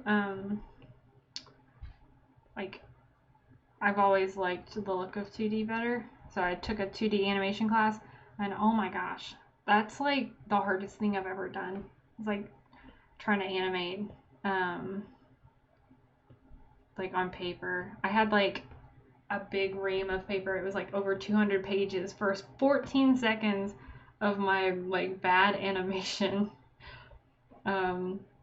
It was just like a ball bounce animation, and I was not very creative with it, and I was just like, I'm gonna do a beach ball because I'm in Florida. So I did a beach ball animation, and it was really hard to find a reference of a beach ball bouncing. And we couldn't really like leave the campus because, I mean, we were like, what? I think I turned 18 when I was there, but we weren't allowed to just like go anywhere. You had to like stay on campus since they were like responsible for you. But really what I should have done was like when we went to like a dollar store trip, it's like I should have bought a beach ball and like recorded it with my really old phone. I don't even know what phone I had then, but it probably wouldn't have been great for a video. But yeah, I should have like taken reference of it, because the actual animation like was hard to do to capture. Like, you know, a beach ball doesn't really like bounce like a normal ball. It's just kind of float. Oh, I almost knocked over my water. It's gonna like float or whatever. So that was really difficult. But I remember like I had to like come into class a lot, like outside of like class hours, just to try to finish this thing up. And I was like, oh, I don't want to do this. But also whenever I did do the pre-college thing, I should have worked a little bit harder and been more responsible. I know some classes I definitely slacked off on. Like, oh, it was so embarrassing. I mean, it was my own fault, but I was in a 3D class. Like, you had to take certain classes, and my 3D class, you're supposed to make a mask or a hat or something of an animal, and I was gonna make like a raccoon hat because I was like super into Sly Cooper, and I was like, oh, I'm just gonna do a raccoon hat kind of thing, and I just like stopped in the middle of it because it was really hard to like cut the material we were working with. It was like this really hard plastic stuff, and like I know somebody like cut their finger with the X-Acto knife, and it was like, I don't want to cut my finger, and it was like hurting my hands. So I was like, you know what, I'm gonna stop here and I'm gonna make it a duck. So it looked really bad. It looked like a ball cap, but it was just like I was not really trying, and I should have been trying harder. But you know, you live and you learn. As a youngin'.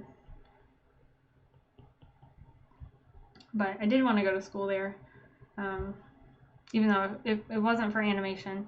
I didn't want to go to animation school, but I did find, you know, I did discover what visual development was, and I was like, ooh, I really like this, like designing stuff, characters, creatures and everything. That was so fun. That's kind of like what led me to want to get into like characters and design in the first place, because I didn't even know it was like a job. And what we would do in the class was like we'd have like cards, I guess like a little piece of paper where we would it would have like a prompt, and you were at like a table of 4, so they would you would get a piece of paper, and then you would design the thing on the paper, and then the next week you would show your design to the class, and then somebody, like, you would pass the papers around, so somebody else would have to improve upon your design or take it in a new direction, but you would have to like kind of base it off of somebody else's idea. So that was like really cool. My favorite one that we did was like redesigning it was redesigning the Frosted Flakes mascot, so it wasn't going to be Tony the Tiger anymore, and I made like a polar bear who was like snowboarding on like Frosted Flakes, I guess. So that was really fun to do, and I remember like my teacher being like, this is like the perfect example of what I'm looking for, like this is great, and I was like, oh my gosh, I did it, I did the thing. So that's kind of like the moment where I was like, maybe I could do this, like this would be really cool. So that's where we are, and I'm doing like freelance kind of like illustration and stuff right now, and I'm studying character design on Schoolism, and like just online classes, tutorials, just kind of learning on my own through like sites like that. So yeah, it's kind of where I'm at. Still working towards you know, maybe getting a studio job someday, and yeah, just always trying to improve. But yeah, that was a really long answer to your question. Let's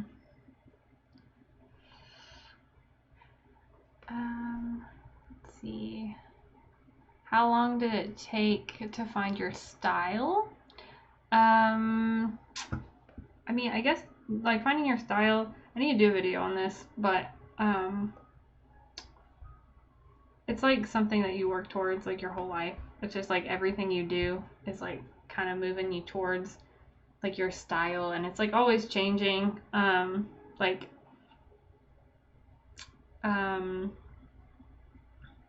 I think style is more it's not something I just kind of like, oh, it happens, like I'm, you know, I'm not gonna like specifically do, I don't know how to explain it. It's kind of weird. Like I feel like my style, like I paint a certain way, and then I usually have like these little noses, and like I like drawing eyes, and I don't know, I draw like a lot of girls.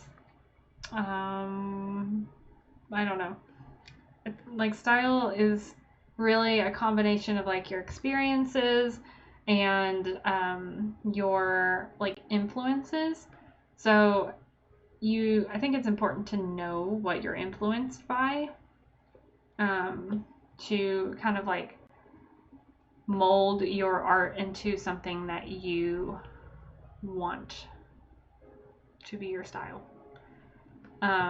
So like I have like a Pinterest board of like inspiration, where I only pin things that I could say like, oh, I want that. I want to include some kind of aspect of this drawing in my artwork. So there, like, you can like art without saying like, oh, I want this to be the way that I draw now. So it's like I have very specific like things that I pin in that one. Like I have like a general like character design, I like this thing, it's cool. And then I have some where it's just like, I like the way this is painted. Like I really like the way Loish blends her her artwork and stuff. And I don't do it exactly like she does it. I know she has a lot more like, she has like really pretty, I'm trying to think, like more like texture lines, kind of like doing stuff like that, I guess. And I guess I looked at, you know, okay, I like the way she does this, and then I kind of like studied that and then adapted that way of doing things to how it would work for me. So, I mean, I've tried, like, I really like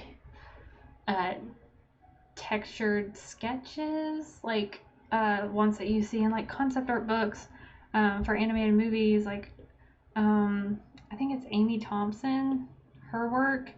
I really like the texture her lines bring, and I just like, I've tried to do it that way and it just doesn't work for me. Like, I can't use I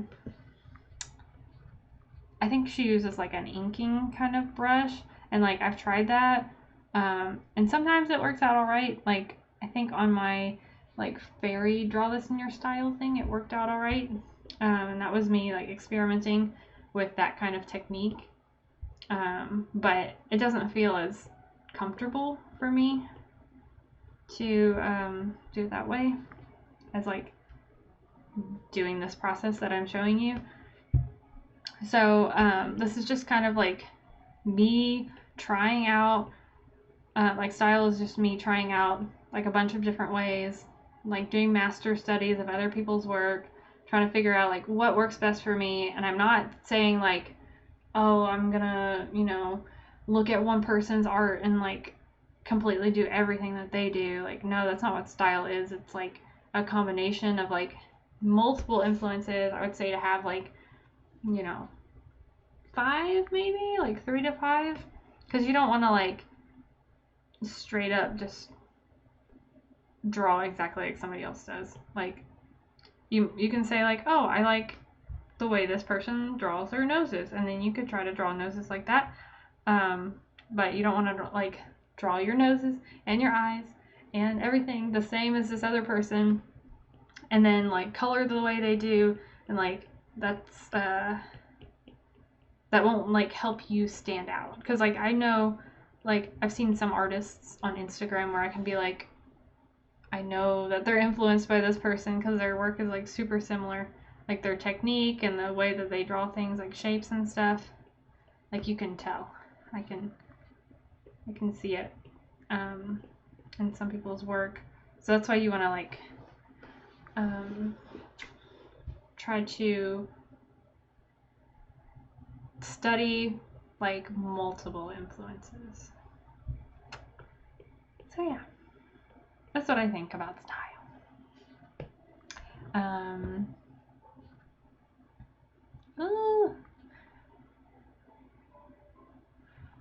reading comments, sorry. I'm right-handed.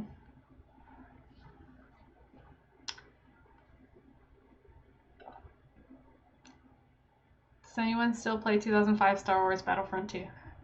I do not. I did have Battlefront for PS4. I still have it.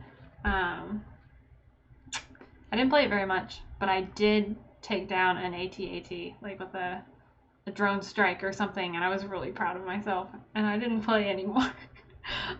I was really bad at it, and there was too many people like on the battlefield. It was just a little too much. I like more like team-based things like Overwatch.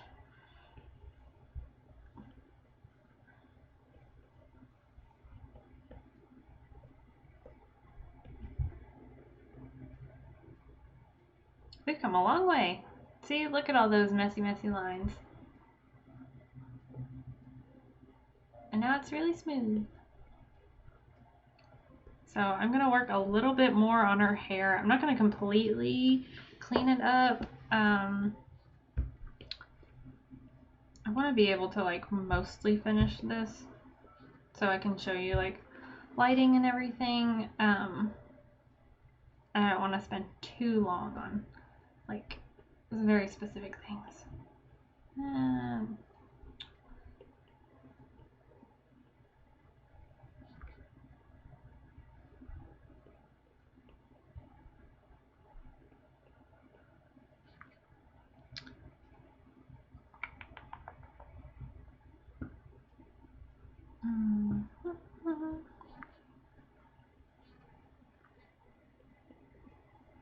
So anybody been playing Animal Crossing as much as I have?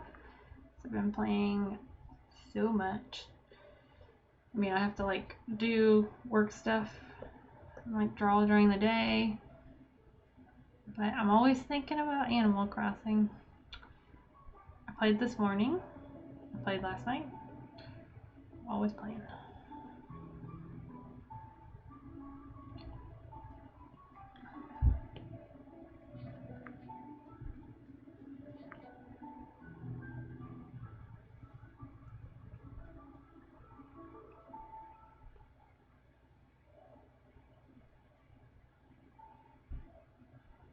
I don't know if you guys can hear the music, but this is like one of my favorite songs on this like this video. It's so pretty. I think it's like Skyward Sword. I don't remember. It's been a while since I played that one. It's just really pretty piano music.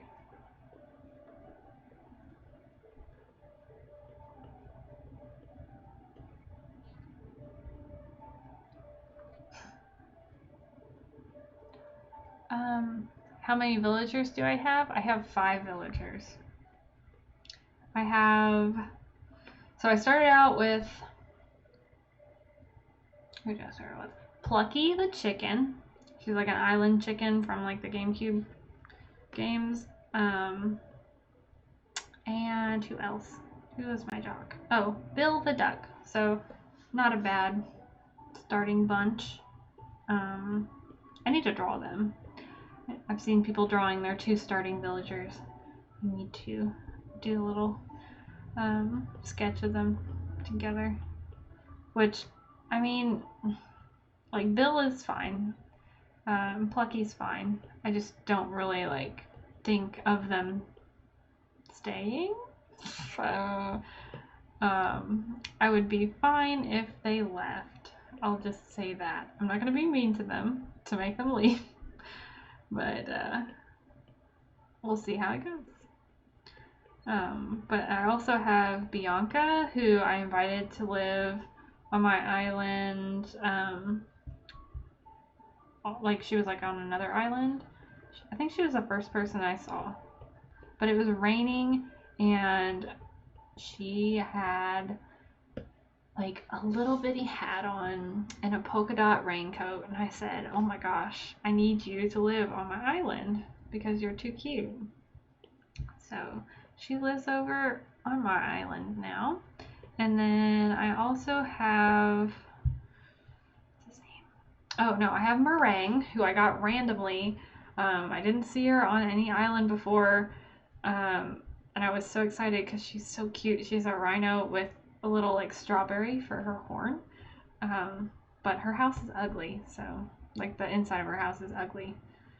It's like I wanted it to look like a really cute bakery, but I don't know if I can like send her stuff like wallpapers to change that. I know like in New Leaf you couldn't change their wallpaper because I tried. I like made a little list of everybody in my town and like, this is what I want their wallpaper to be. This is the theme I want for their house. I'm going to try to influence this because you could send them furniture. But yeah, that dream died when I found out you couldn't change their wallpaper. But hopefully you can in this game. It seems like it would be something that you could do, since I've seen other villagers have the same exact house as like people that I have in my town. Like other people's town, their villagers are different, but they have like the same style of house, and I've seen that happen twice. I don't know if it's like this type of villager has like this type personality villager has this type of house, or what, but Meringue's house has to be a cute little bakery because she's a little pastry chef. rhino. He's so cute. And also, my husband has meringue in his town, and he asked her to live in his town so I could eventually like convince her to move to my town, but then I got her, so now we both have meringue. So it's I don't know if he's gonna keep her or not. But and then I have Hugh, who is a blue pig. He's a lazy villager.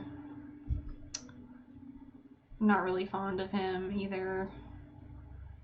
I really want Filbert because he used to live in my GameCube town, and I think it's time for him to be back in my life. Also, I think it's on the cover, he's coming out of a tent and he's wearing a sweater, so very cute.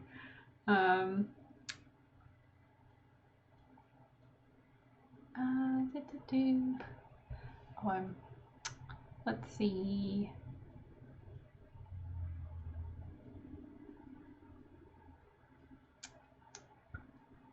Animal Crossing is wonderful.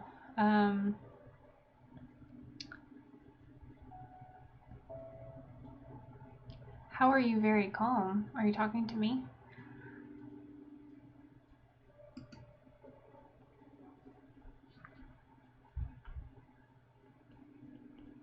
You might have been talking to somebody else in the chat. Thank you, the Moody Artist, for your support. Oh, Molly's cute. Yeah. I don't know who I for sure want in my town yet. There's so many villagers, and I still have not found a list. I want to see a list of all the villagers in this game. I don't know if like all the renders that came out are like the complete list of villagers, because there's only like 200 and something instead of like 300 and something like in New Leaf. But I don't know if they released more villagers than you know, I think there were like 6 that they came out with. I don't know if there's like more new ones than that, or if they just moved some from I know they like had some in Pocket Camp that were not in New Leaf, like Ketchup, the duck that looks like a tomato. So I don't know.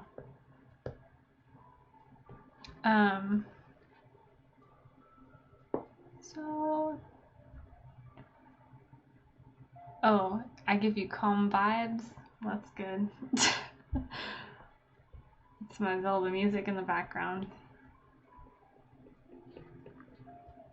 Yeah, I like chill stream. It's good. Yeah. What was I talking about? Only 200. Yeah. There were 333 in the last one, I think. But I know they cut some from previous games in that one. So I don't really know what they're doing in this one. I just can't find a list. I just want a list of all the new people. I have a dog, I don't know which one it is, outside the door, like putting his nose underneath, trying to like stick his nose underneath the door. Hannah, I know on, I think it was on Discord, for like suggestions a while back, you asked about drawing eyebrows, and I just wanted to show how, so like I come up with the shape, and so your eyebrows, up here, there's like, if you feel on your forehead, there's like a plane shift where your skull changes shape. So these like little points right here, that's, well, I kind of didn't do it completely right, like this would smooth out a little bit more, but that's like where I'm trying to indicate some kind of plane shift. Like you can see my eyebrows, they like kind of go up to here, and then they kind of go down. So it's like, this is where my plane shift of my skull happens, so that's why those shapes are the way they are. And then like everybody's eyebrows are different, but you know, her eyebrows could be like more straight like this. Some dogs are getting in the argument. That's Marley. Okay. Oh.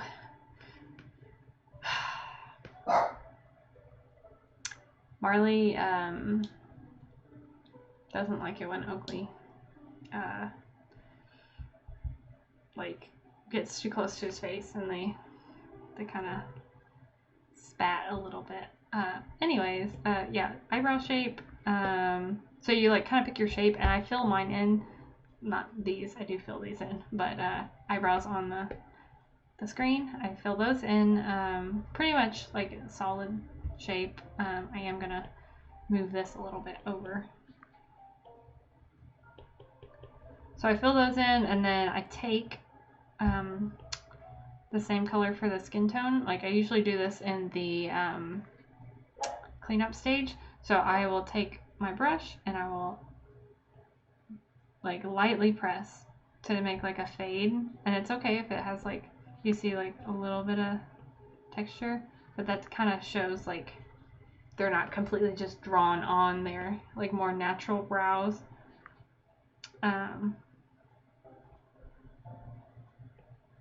So I know you had like a question about that, so just thought I would include that while I'm working on it. I don't know what this line is. Sometimes like if you use, like I've noticed it with this brush, like just in using it in Procreate in particular, that like I don't know why this line is here, even though I've been drawing on top of it, it's like still stuck there. And it's not like it's on the other layer or anything, it's on the same layer. Because I can like, Oop. No, I don't want that there. Okay. Because I can like press harder and then it goes away. So that's how I know it's like just the brush not covering exactly how I want it to. And here's where I would take like maybe a different brush, like go back to the flat square and try to mess with it that way. But I would lower the opacity on it. And then, yeah, see, that gives it like a nicer texture, I think, too. And you can even go back and add some of the color in here.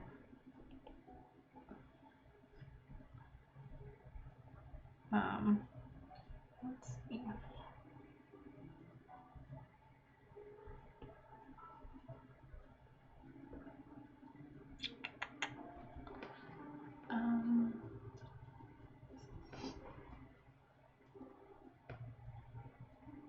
Where is Marley?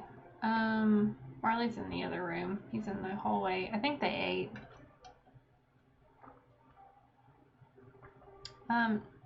You listen to any good podcasts? I listen to the Adventure Zone and My Brother and Me. What else? Nothing really. Nothing else anymore. I used to listen to a lot of podcasts, like when I worked at the photo studio, but now I mostly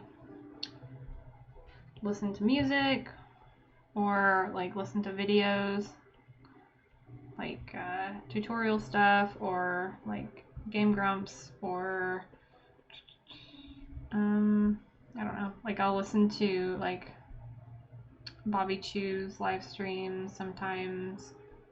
Just depends on like what I'm feeling like. Like sometimes I can't listen to music. I can't listen to anything that has words because I just feel like frustrated and distracted.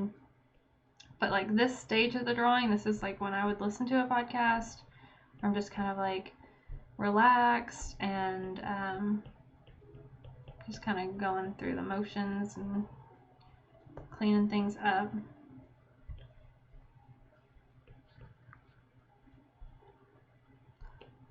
I also, like, sometimes I listen to, self-improvement podcasts. Like, there's one that I found, it's called The Perfectionism Project with Sam Laura Brown, and that one's a good one. She has, like, a lot of helpful tips and stuff. And then I listen to like self-improvement, like YouTube videos. I forgot what the girl's name is. She what is her name? Forgot what her channel is, but she does like a lot of like, you know, like working from home videos, like tips and stuff for doing that. Where's my subscriptions? What is her name? I can't remember. I just started watching her. But because she, like, just from watching her videos, I started making my lists differently. Like, I make a list in my, I can't find it. I thought I was subscribed to her. Dang it. I'm going to tell you who it is, but I don't know. So in my planner, I make like my to-do list, and then I make a list of low energy tasks. So I have the things where I'm like, well, I gotta get this done today. And then I have the other things where it's like, well, I gotta get it done at some point. But whenever I just feel like, ugh, I don't want to do anything, I pick something off of the low energy task list. So I could work on that instead. So I'm still doing something. I'm still like being productive with my day, getting stuff done, working towards my goals. But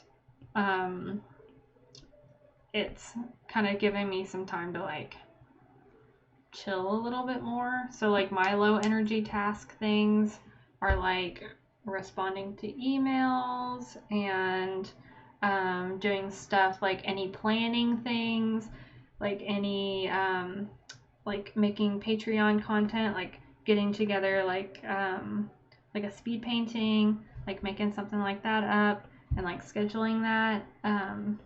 So that's more of a low energy task because it's something that I don't really have to think too much about. It's just like I have the stuff to do it and then I just do it.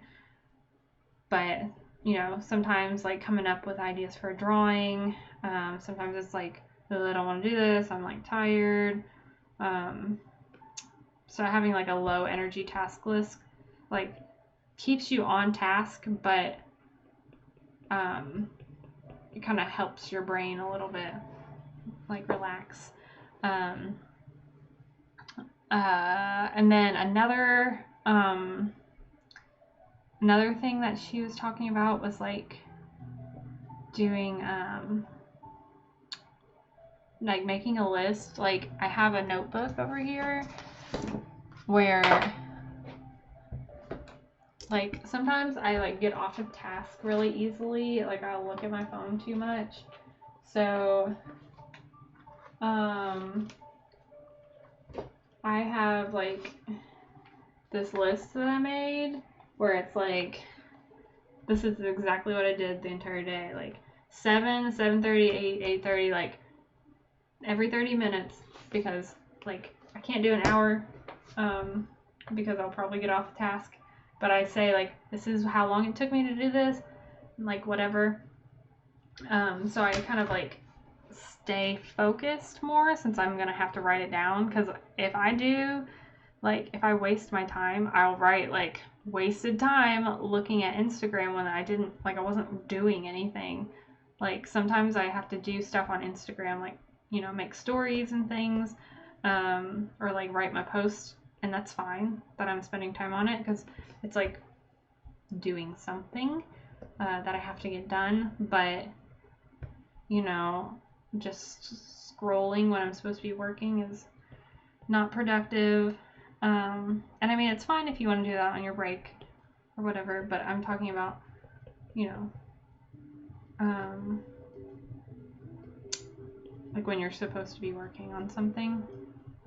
And, you know, sometimes, like I say, oh, I need to write this post, or I need to work on whatever, but I'll do it way too long. I'll spend like 30 minutes making something for my Instagram story. It's just gonna disappear in 24 hours.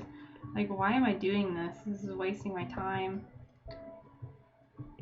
I mean, it's something that needs to get done, but it's like sometimes like the best thing to do is to make like a template for yourself. So I think this is something else that this girl talked about, which I will find her name, but I don't want to like look at it on the stream for too long. But yeah, she was talking about making systems for yourself, so like templates for things, so you don't have to spend your energy doing things that take too long. So that's really helpful to like make a list of like things that you can make systems for.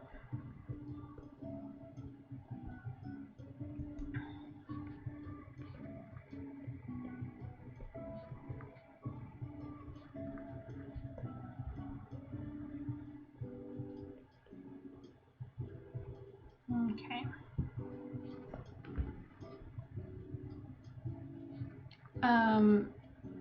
Which brush did I use for the eyebrows? I used the hard round brush that I've been using to like fill that in, and then I used the flat square brush a little bit where it was like messing up on the other brush.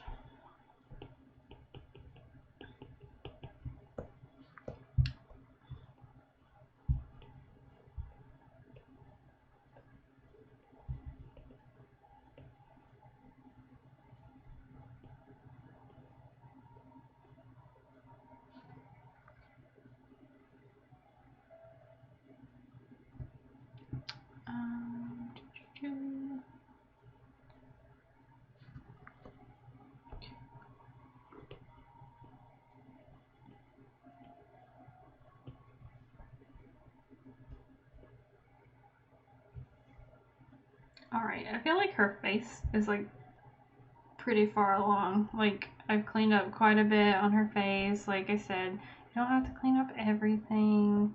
It just depends on like what you kind of want to do. Oh, Oakley's whining outside the door. He hears me talking in here.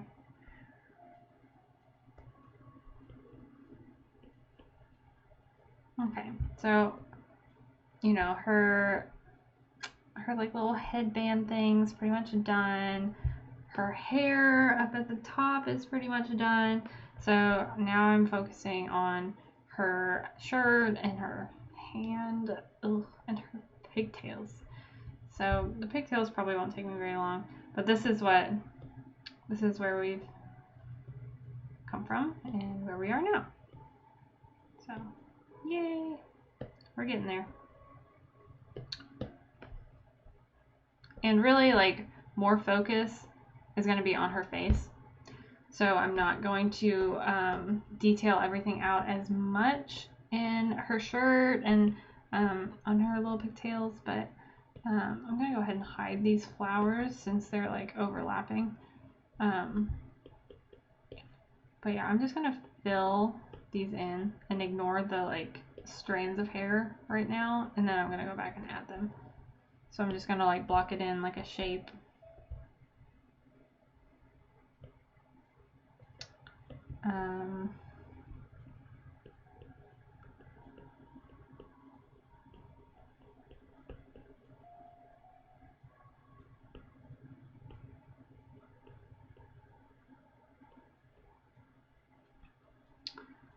This stage can get pretty messy. Like this is really messy right now. I'm gonna hide that because, oh, okay, maybe not. Oh no, I need to undo that. There we go. So I'm gonna hide this, and I'm gonna, like, this little ponytail thing is like smaller than the other one, so I'm gonna readjust this. And since we are on another layer, it is totally fine if you're a little bit messy with this part. Like, cleanup is all about working towards making it look like smoother, I guess. That's kind of like how I approach it. Like, I want it to be like smoother and kind of more cohesive in color, but still keeping the same look as I had originally. So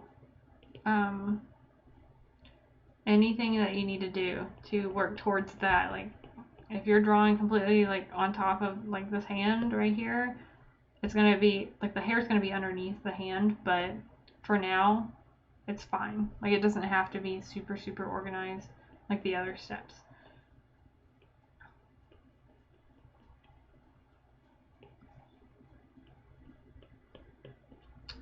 And so my like I said, the sketching and like coming up with like the lines and stuff, that's the part that takes the longest. This is the second longest thing.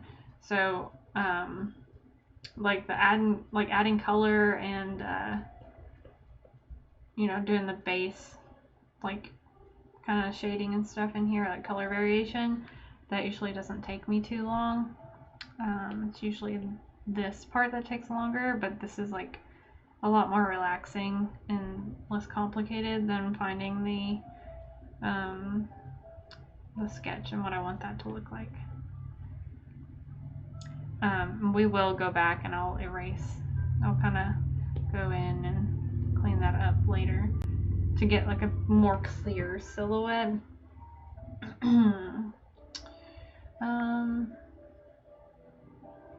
Is this actually how much time it takes you?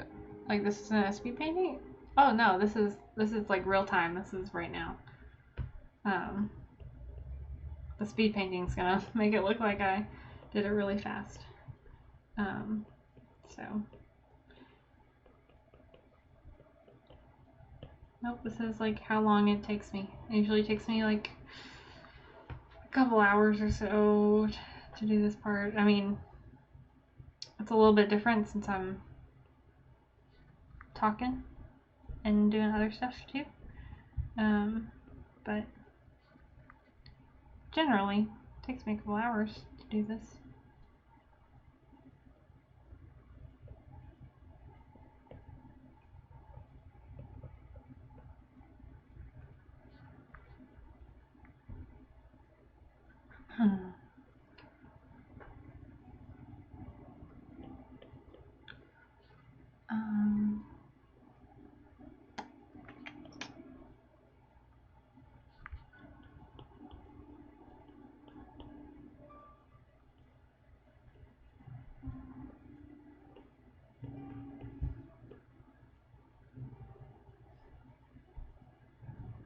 Yeah, this part's definitely like not gonna take as long as the face did, like doing the hair and stuff.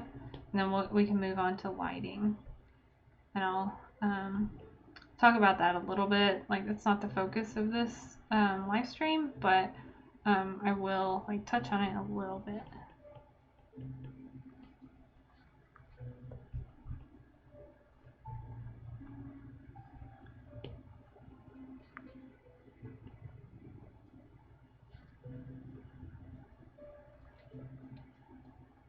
Oh no, your battery is dying. That stinks. Yeah, this is a long stream. We're at almost 2.5 hours now.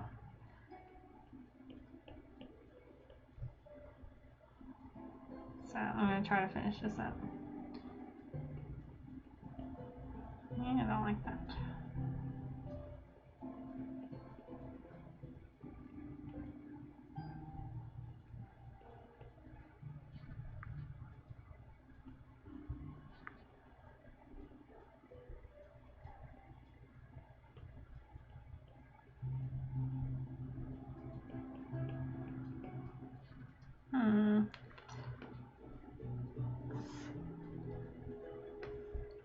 I'll split this. See if I can. That's better.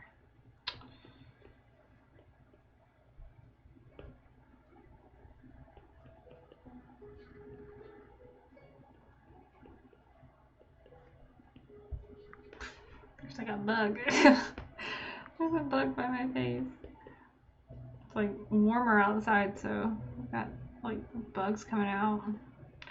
Oh my gosh, my back porch, there's like wasps that are trying to get in the roof again. It happened last year and they were awful. But it's like that's the door that we take the dogs out, and it's not good. Don't want any wasps getting in the kitchen. But yeah, I don't know what to do about it because they're like trying to get in the attic or something. It's no good.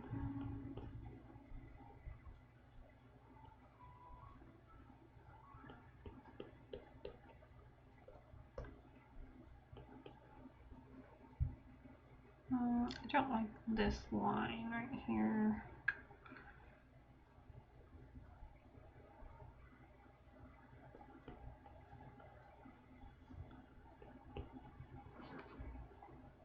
Bye.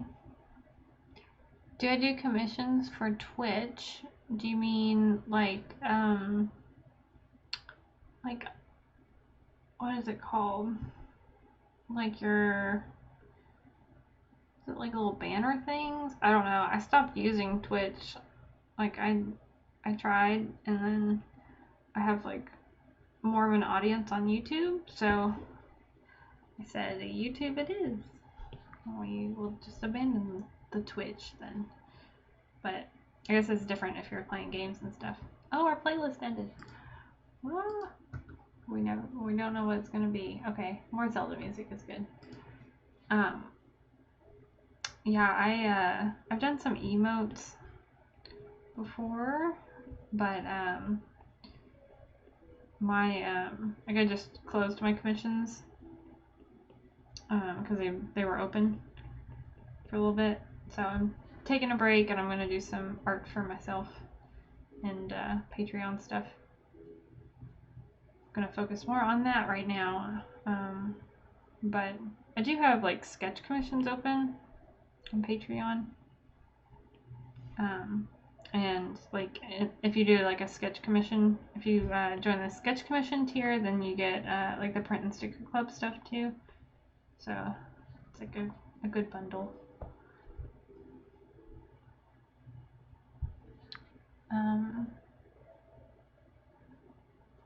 Yeah, I think that's true. YouTube's a better audience for art. I know they have like Twitch Creative where some people like stream art, but I didn't find any success with Twitch.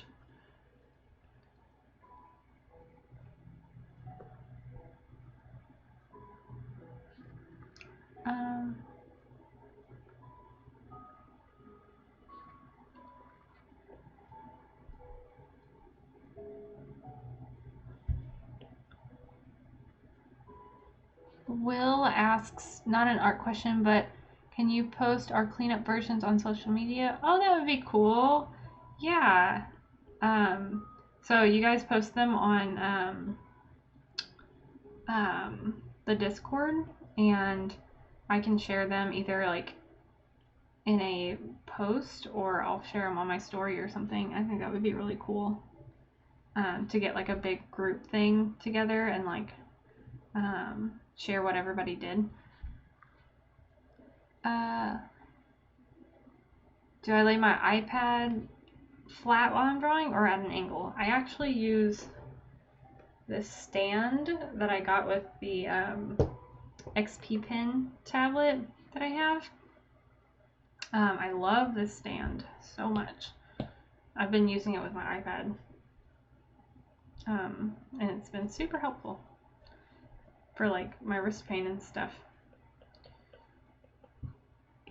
And it like helps my back too, so I don't have to like lean over.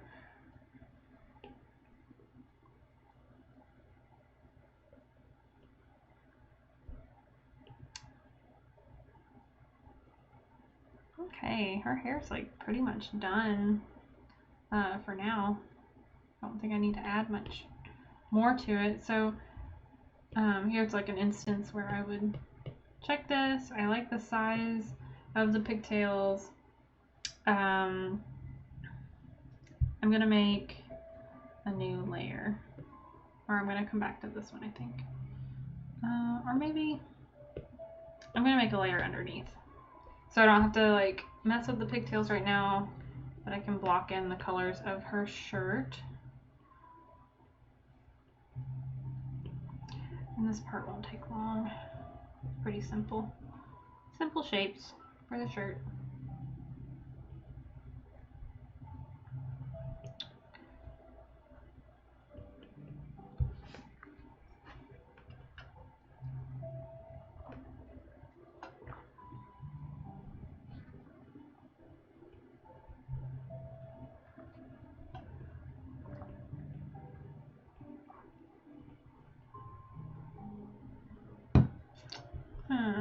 I don't know. I'm trying to avoid like a tangent right here. And a tangent is where, so if I were to put her hand up here for some reason and her knuckles went like this, like around here, and it like lined up perfectly with her shirt, like you wouldn't be able to tell, like, I mean, you could kind of infer like her hand's in front of her like shirt, but the line makes it confusing. So you want to create like T shapes, like right here. Oh, okay. I'm making a new layer. Like right here, there's a T. Like here's a T. Like I made a T here. It's just like everything like doesn't overlap in a weird kind of way. Because you don't want it to be like, you don't want the hair to go around like this on the ear. It just makes things more clear, and that's like kind of your goal whenever you're designing something, is to make it as clear as possible and to get your message across. Whether it's like a character design, an illustration, like any kind of like design thing, you want it to be as clear as possible. I think that's what design is, right? I don't know.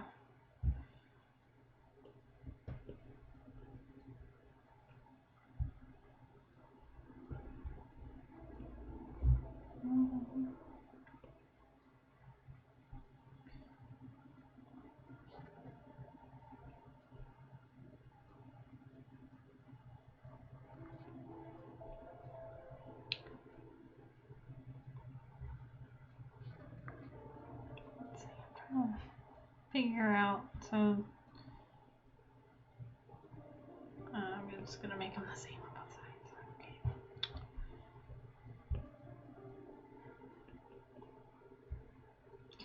You know, like talking about tangents and stuff and saying like, you know, that's it's like to make your design more clear.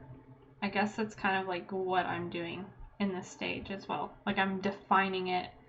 I'm defining everything better. Like right now I'm just trying to figure out like, where is the shirt going right here? And I changed the lines, like it was coming from a different spot on the shirt, but I defined it better so I could understand it more.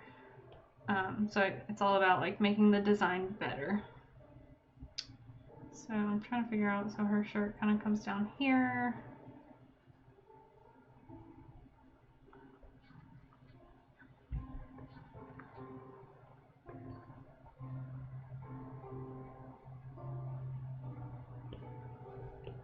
And it's like really messy right now, but it's okay, because we're fixing it. We're just figuring it out.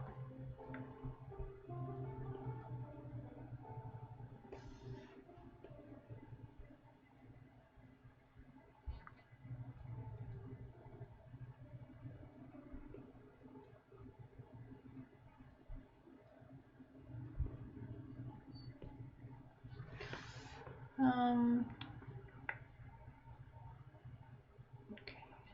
How do you maintain your style in every art piece you make? I think it's just something that comes with like practicing, because I do things pretty much the same every time as far as like the way that I paint things.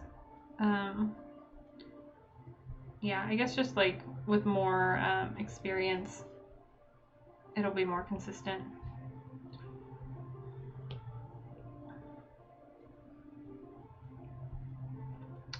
because, you know, before I started doing things like this, I tried to be so like organized with everything. I was like, you have to have your color underneath your lines, like your sketch, and then you have to have a clean sketch, and it has to be like so perfect. But that didn't really work for me, and whenever I started trying different things, that's when I started to find success in like making like better illustrations.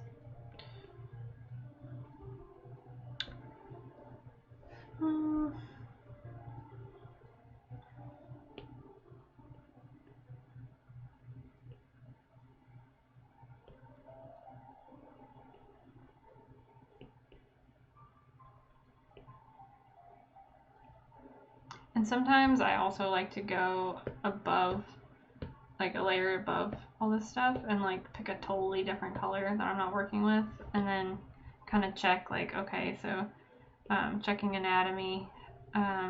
So her neck's kind of coming down here. Here's her shoulders. Like, of course, she's like a stylized character, so it's not going to be like completely anatomically correct. But like, I just mainly right now want to check her arms. So I think she needs more shoulder here, because you have like your shoulder coming out here from your neck and everything. So you have like your clavicle. So you need to have like some space. I mean, I guess like if it's super stylized, like, you know, you can really exaggerate things, but just in the kind of style that I have, I feel like it's based in like reality on like anatomy and stuff, but it's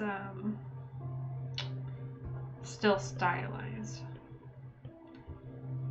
So I'm just trying to figure out, need to push this out a little bit more. And then this is the one that I mainly wanted to look at, trying to like see like, okay, her elbow goes here, but her arm is not, it doesn't make sense kind of where it is, I don't think.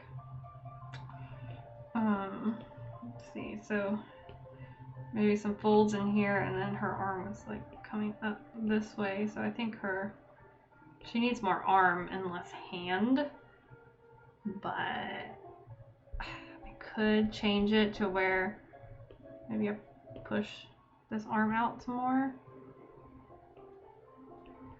And like, this is super messy. Like, you probably look at this and be like, I don't know what she's doing with this.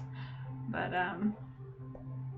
yeah, I think I need to push out this arm some more. So I'm gonna go ahead and do that in this part, where I'm just gonna go underneath this and see what we can do to make it make a little bit more sense.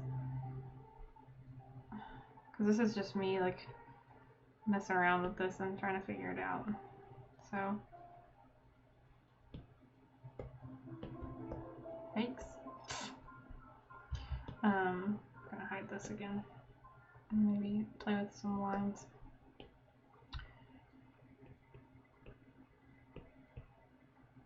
Really, this is something I probably should have tried to figure out before, like in my drawing phase. But I don't know, that kind of like asymmetry to her pose gives her a little bit more attitude as well. Even though I don't know, I think we'd be able to see past her arm, like we have some green in here. I think that would give her a better silhouette, even though I feel like it would come out here. I don't know.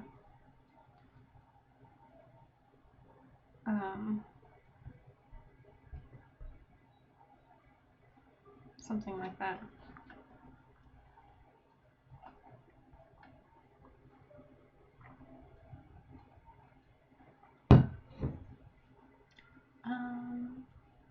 I have not watched Steven Universe.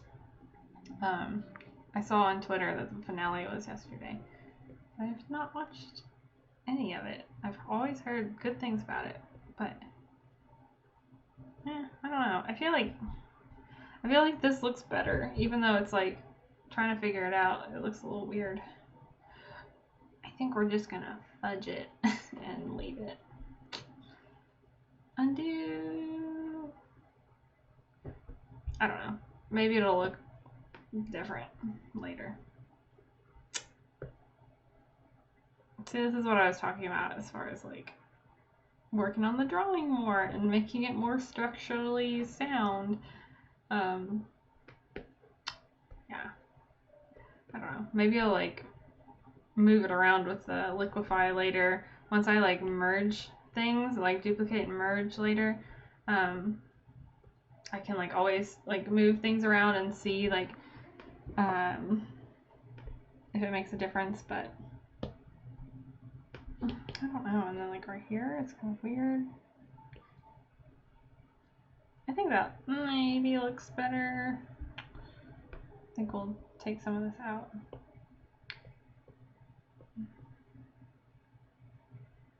I don't know. This is why things take me too long sometimes. It's like indecision and poor planning.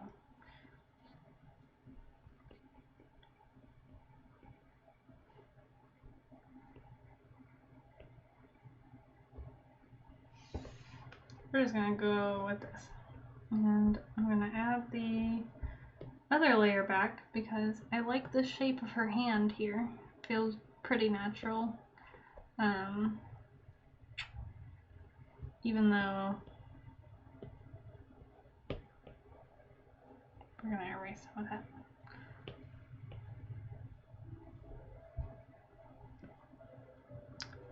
Where's Marley? He's in the other room. I can go get him. I'm gonna go see if there's a puppy at the door. Come here, boy. Hi, baby. Hi. Hi.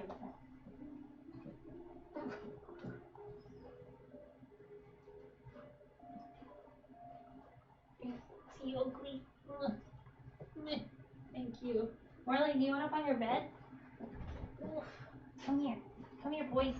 Come here, boys. Sit.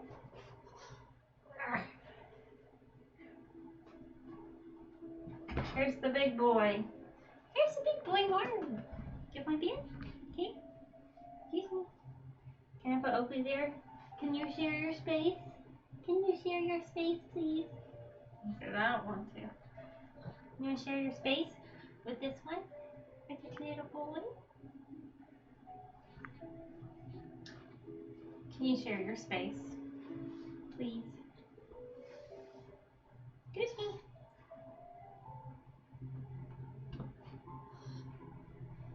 Thank you. Thank you. Oakley, come on, dude. That's not right. That's rude.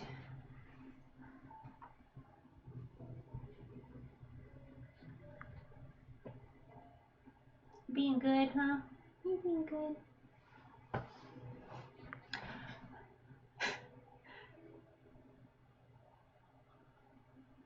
Oh yes, she is wearing a backpack.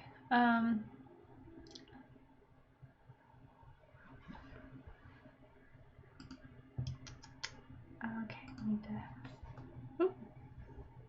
Here we go. You guys are gonna be good for me? Oakley says now that you mention it, I don't know. Marley, be nice. See, Marley doesn't like it when he gets in his face. Marley doesn't like to share his space. And he needs to learn to be nice to his little brother, right? You be nice to your brother. Be nice. Be nice to your brother. Yeah. They usually sit and look out the window. They're good. They're good boys. Even though Marley's a little grumpy sometimes. In his old age. I'm talking about you.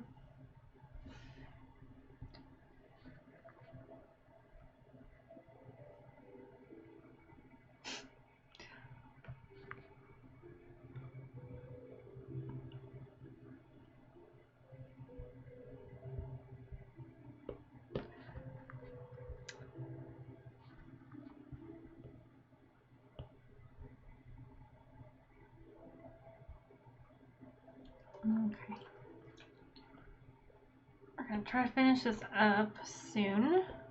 I know I said that 20 minutes ago. We're going to try to finish up her shirt. Like I said earlier, like, you know, her shirt's not the main focus. I want it to be clean-ish, but most of the time I just kind of layer on the details and we move on. Where is that line? Okay.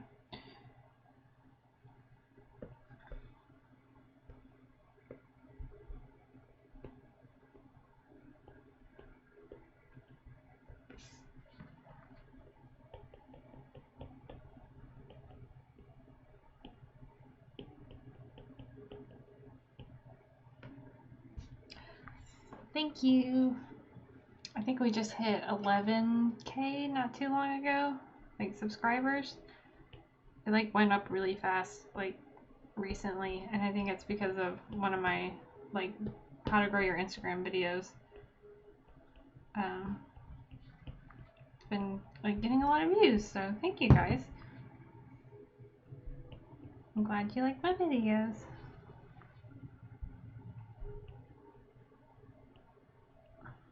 Okay.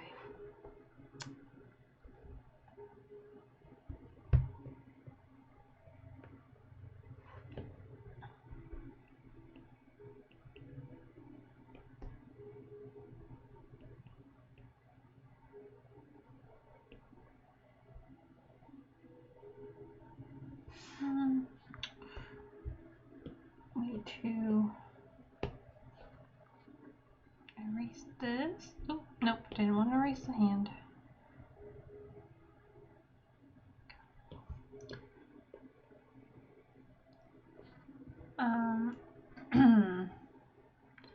Yes, this is like pretty much how I draw all my art, is using this kind of technique. Like after I set everything up, this is like what I do.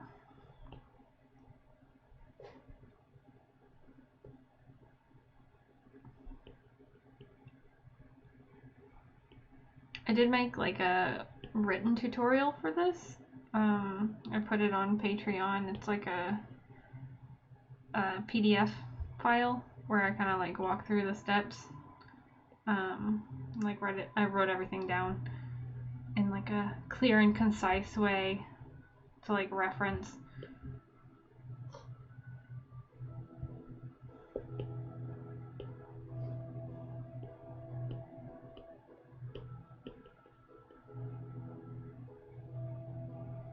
Okay. So hands are really hard. I know everybody knows that, but they are. So you just think about like, okay, the direction of the hand, and like you bend it, you've got like 1 plane, 2 plane, 3 plane. So boop, boop, boop.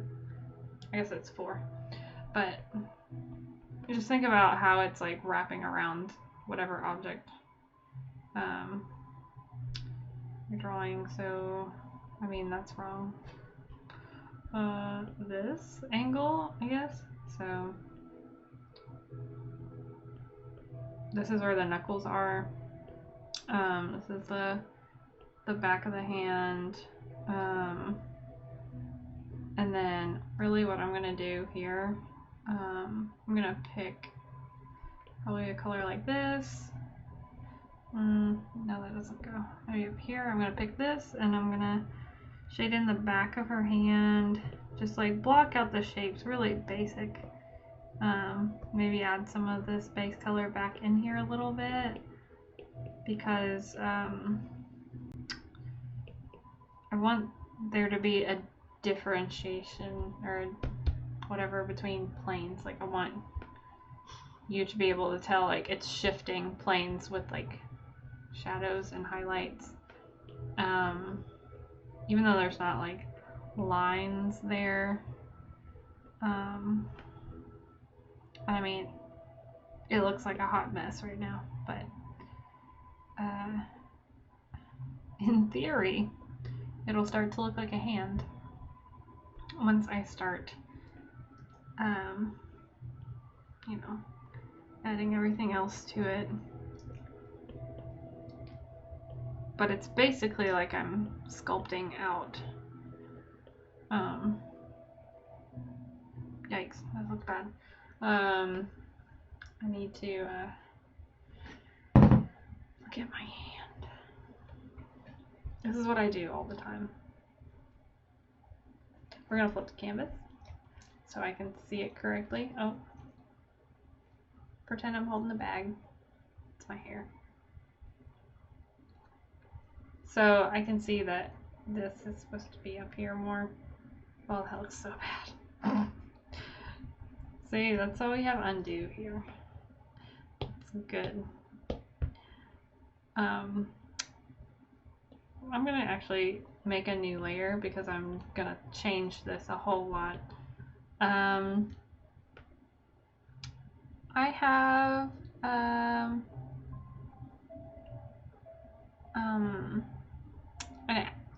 2017 Apple iPad and pencil. It's like the older model. I think it's the first iPad Pro.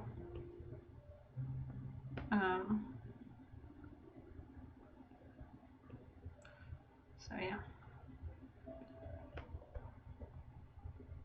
I like it. I didn't use it as much at first because I wasn't as familiar with Procreate, and now I use Procreate a lot more, especially now that I can use my Photoshop brushes on here that I like. And I actually found brushes that I like, because at first I didn't really like the default brushes as much, and then I found like Jinx Sketches brushes, and those like changed the way I work as well.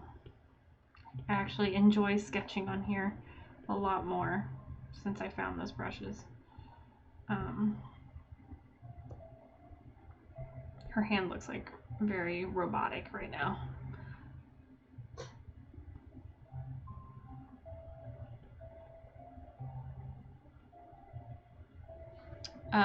Yeah, for those of you who do not know, this is Marley. Hold on. What? What? I'm still streaming. What? Someone else got Animal Crossing. Did Zelda get Animal Crossing? Yeah. Haha! Oh my gosh. Ah! I'm so excited. Our Overwatch squad, everybody has Animal Crossing now. Ah, that's so exciting. I knew he would do it. I knew he would do it.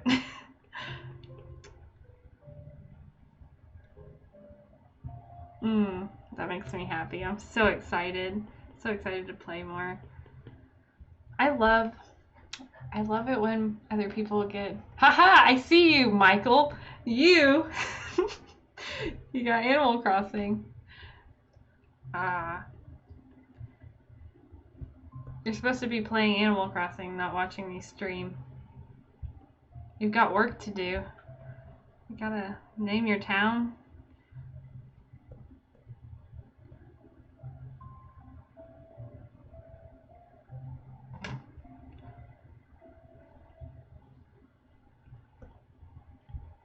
Why do you say no? I know it's true.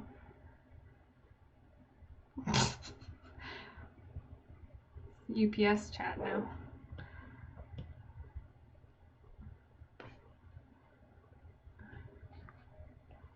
Man, this hand, I swear. It's awful. It looks so bad.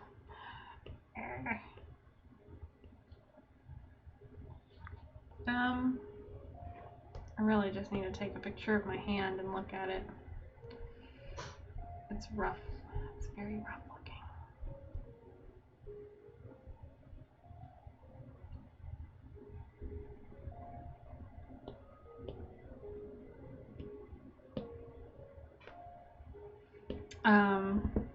But yeah, so I'm not gonna finish the hand right now because it's like, it drives me crazy.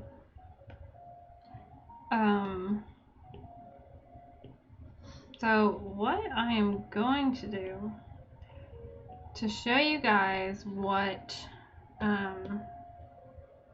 I'm gonna like add her plaid to her shirt real quick, with the flat square brush, just to give it some more texture. So I'm gonna add some of this, make a plaid, make sure I am thinking about dimensionality and making sure it wraps around her arm because of perspective. So let's see, so her arm is kind of going back in space, so they would go around her arm like this, and then these lines kind of curve with that. We're gonna go up here, and since it's on a new, it's on a new layer, I can just erase out these. This is coming towards, no, it's coming towards us this way. I think that's right. You gotta think about perspective when you're working with lines. It gets a little complicated. I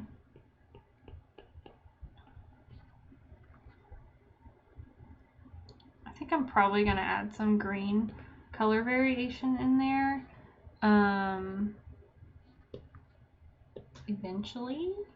I don't know about right now. I'll probably look up a reference of like a plaid shirt that I liked, or I might leave it, I don't know. But for now, what we're gonna do, I'm gonna erase this out. So I'm gonna erase the plaid off of things that aren't supposed to have the plaid on them, just to clean that up a little bit. And what I would do, so, oh, I need to take her glasses back up here out of the line layer and put her glasses back on. And what I'm going to do first, before I do this, I'm going to duplicate that layer, hide the other one, just because I'm going to go in here and erase, and I don't want to not be able to go back. So we're going to erase, clean this up a little bit. I like the texture on the glasses, so we're going to keep that there.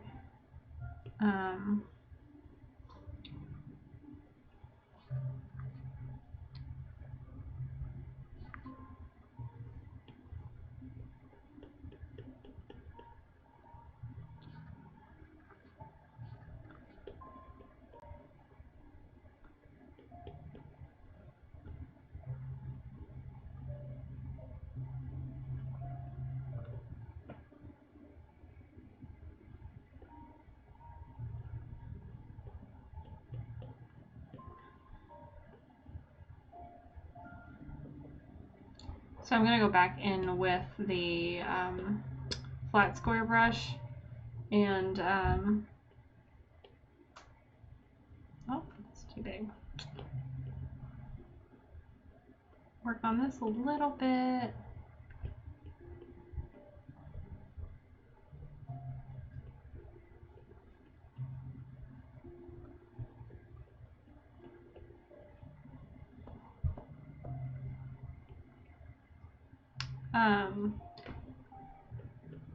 Let's see. So once I erase all this, I will show you, I don't know if you guys know about alpha locking a layer, but that can be really helpful for if you don't want to use a clipping mask, because it basically does the same thing, but you can't like hide it afterwards. It's like making it so you can only color on that layer without making a clipping mask.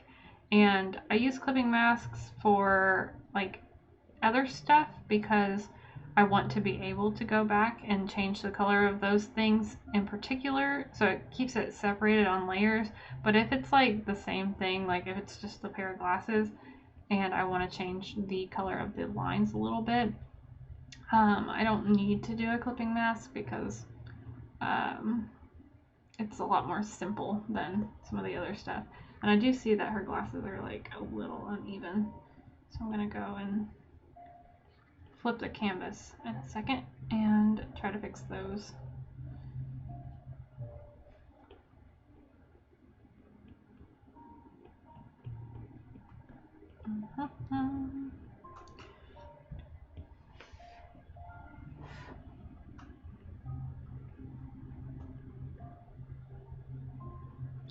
Actually, I'm going to use Liquify, and I'm going to scoot this. And I'm going to scoot this because the shape is a little bit off. They're not like completely round, and she's like facing us, so they're not in perspective. So I can like adjust this so I can look at it, and then I'm gonna flip the canvas, make sure, I think that's pretty good. I think I'll liquify everything in a minute. So I think the glasses are pretty good.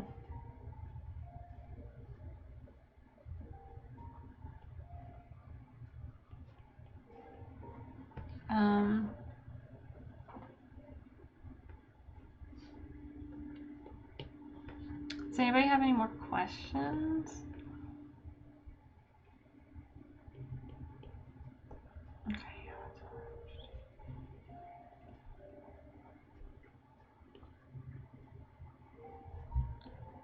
I think I'm gonna finish up pretty soon. Man, her hand looks really bad. It'll look better later once I finish all of this. But so glasses are good shape. I'm going to click the layer, like tap it, and then press alpha lock. And whenever there's like the like checkerboard pattern behind it, that means that it is alpha locked, and you can like color on it and it won't go outside the lines. So I'm going to add a little bit of variation to this. I think I might, actually I'm going to change the glasses color a little bit, make it more of a brown. I think we're going to do like almost like a tortoise kind of pair of glasses. So I'm going to get this color and I think I'm going to use a softer brush and just kind of like come in here, give it a little bit of a pattern almost, while still thinking about like value. So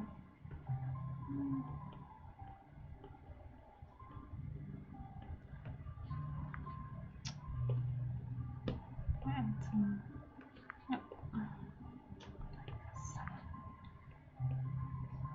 yeah, so it's like a tortoise pattern almost, very subtly, but it is kind of. They've got like texture to them. They're not just like a solid color. And then I'm going to go back and I'm going to add, I think I'm actually going to make a new layer and do a clipping mask on here because I don't know if I'll like the effect that I'm going to do with the lighting on here.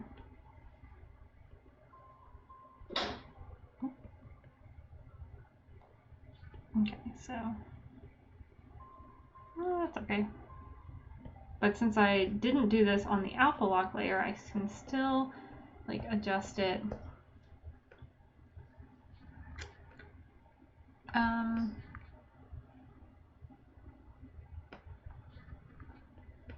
Hannah, what do you have questions about? I can try to answer.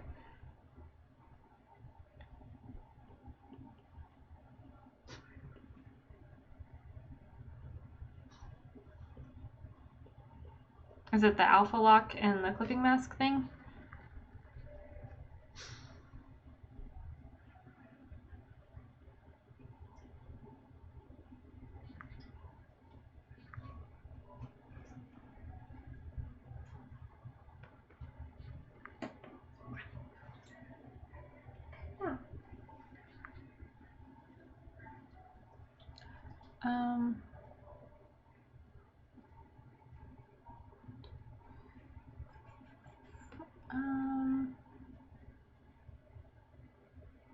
Yeah, I will upload the stream. Yeah, I usually upload all my streams. So, you'll be able to watch the whole thing if you didn't catch it. I did notice that I did not add little corners to her glasses. So it looks like they're Animal Crossing glasses and they're just floating in space. Actually, they are going to be like floating glasses. They're fine.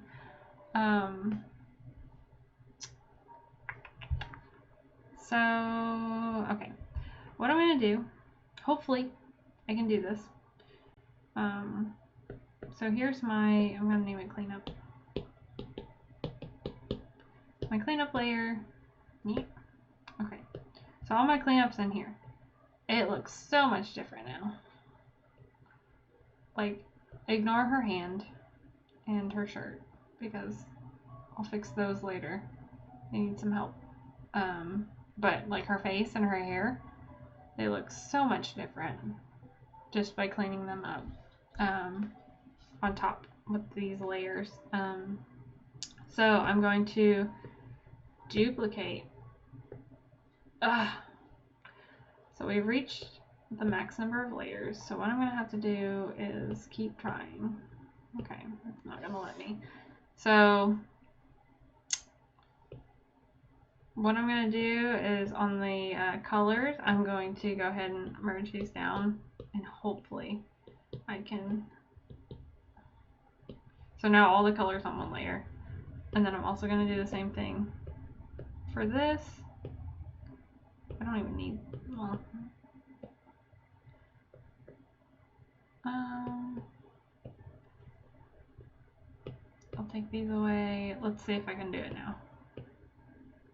Okay, I can. So Procreate has like a layer limit for certain like file sizes. Like my file is really big because I'm using 400 dpi. But now, so I have a duplicate of my character layer and I'm going to flatten it, but you have to make sure it's a duplicate because you don't want to get rid of the original one, because if there's like something you want to go back and change, like I want to go back and change her hand. I mean, I could always make more cleanup layers on top of that, but I'm just going to go ahead and do this for now. So I'm going to erase stuff that makes the silhouette more confusing. So like anything that's like kind of messy, like I'm gonna come in and just chip away at that. And I'm using a the flat square for the eraser, which gives you like a really nice sharp edge. There's a lot of other brushes like in this pack that I could use for the eraser, but this is the one that I really like to use. There's also stuff, let's see, like edge control. That's another good one, but I'm just gonna keep, I'm gonna use this one for now. But this is gonna give us cleaner edges.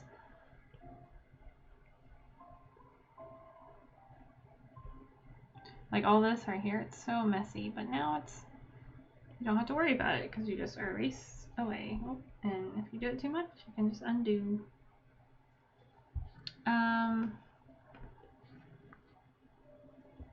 Her ear has a lot of that on it on the side, especially right here. See, like right here, this is like confusing, so I'm gonna erase some of her chin. It's back now.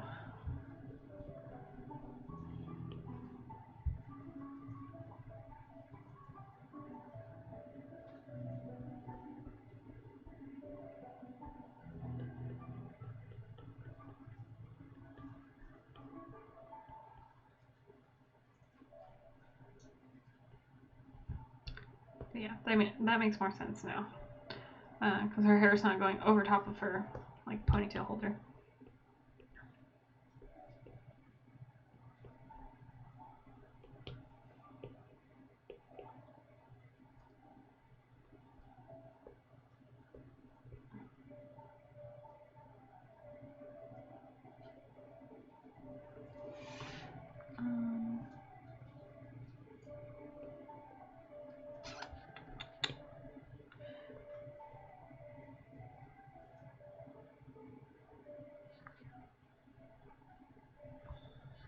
Alright, so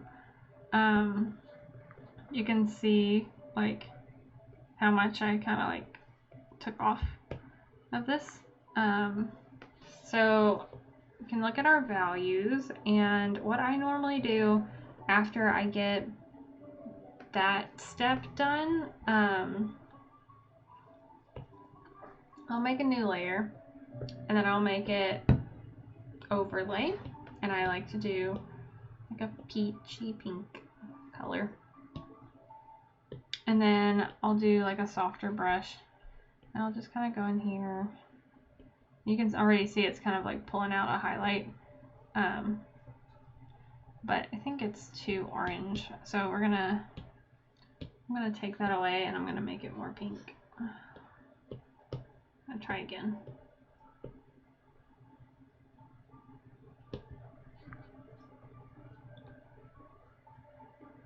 Oh, I also need to go back and add some like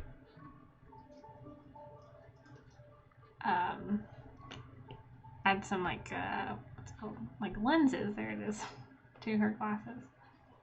But I think this brings a lot of nice color variation in here. By doing like the overlay that's like a warm tone, that's kind of like what your lighting is, like warm.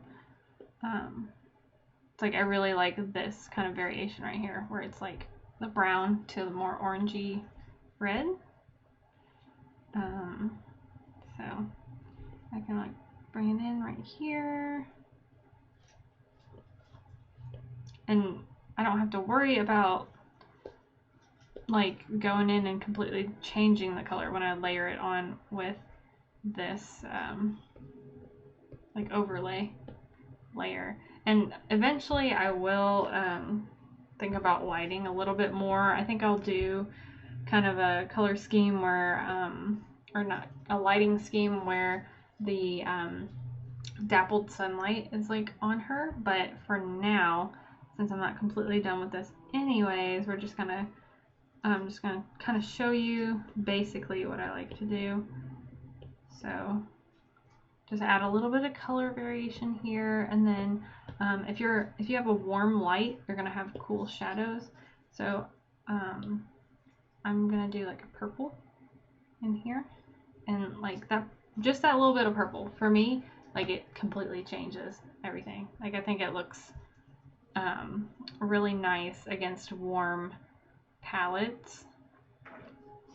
And I might even change this color a little bit.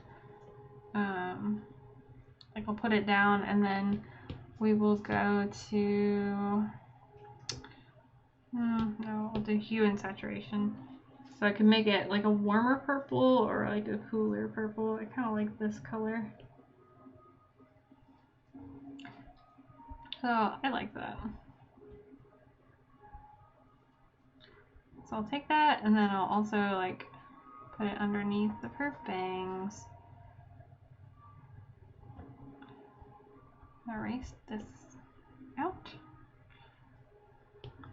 And this is just a normal layer. You could make it multiply if you wanted to. But I think for now, like it's okay for me. I don't like it there. And then I'm gonna do like a little shadow underneath her glasses.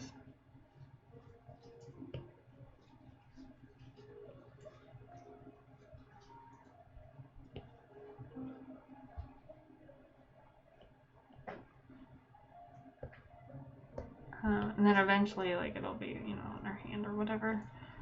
And I'm gonna lighten it up a little bit for her hair.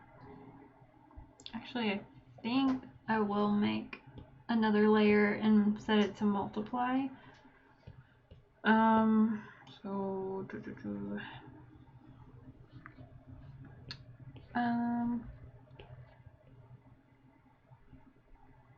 Needs to be purple. Nope.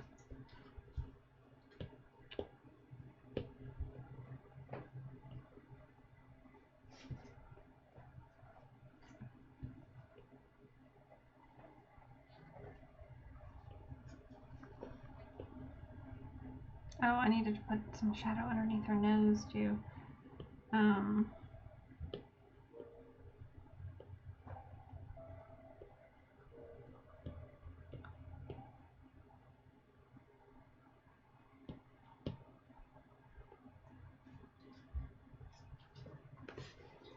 Oh, please. Hey, No, no, no, no, no. What are you eating? No. Oh, please, that's bad. He got Starburst wrappers. I don't know where he got those from. He gets into everything. He's a baby.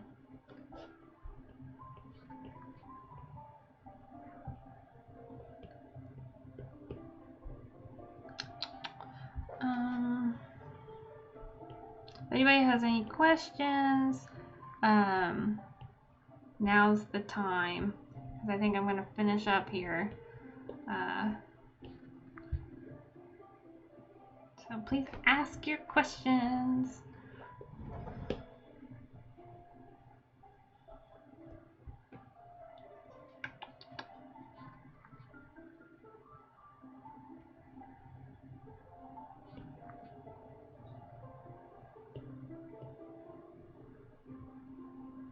So yeah, that's basically how I do like the lighting. After I've already like cleaned up everything, I'll go back and I'll do that. So it's like, oh, Oakley's ringing the bells. That means he's got a potty. So this is how much the lighting changed everything. So we're gonna look at our value check, and I could still like go in. I definitely need to add some more highlights, but once I get my like final kind of lighting scheme in, I will like with the dappled lighting and everything, it'll be a lot better because I will go back in and do so for example, if I made all this dark, I could go back in with an eraser and erase maybe her cheeks and her nose. This is just an example. It's gonna look bad when I take all this off, but like just think about like what's catching the light. So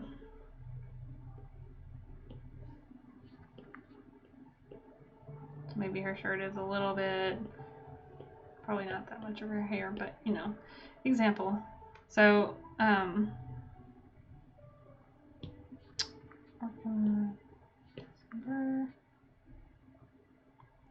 so yeah, like the values here, they look a lot better. I mean, even though it's not like exactly how it'll be in the end, you can already tell it's like more flat, and then it's like, oh, there's some kind of like contrast here.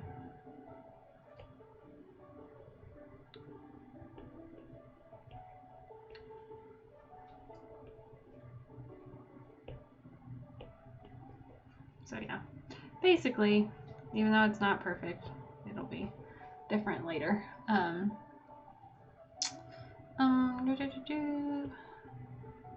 Anything else I wanted to say about this in particular?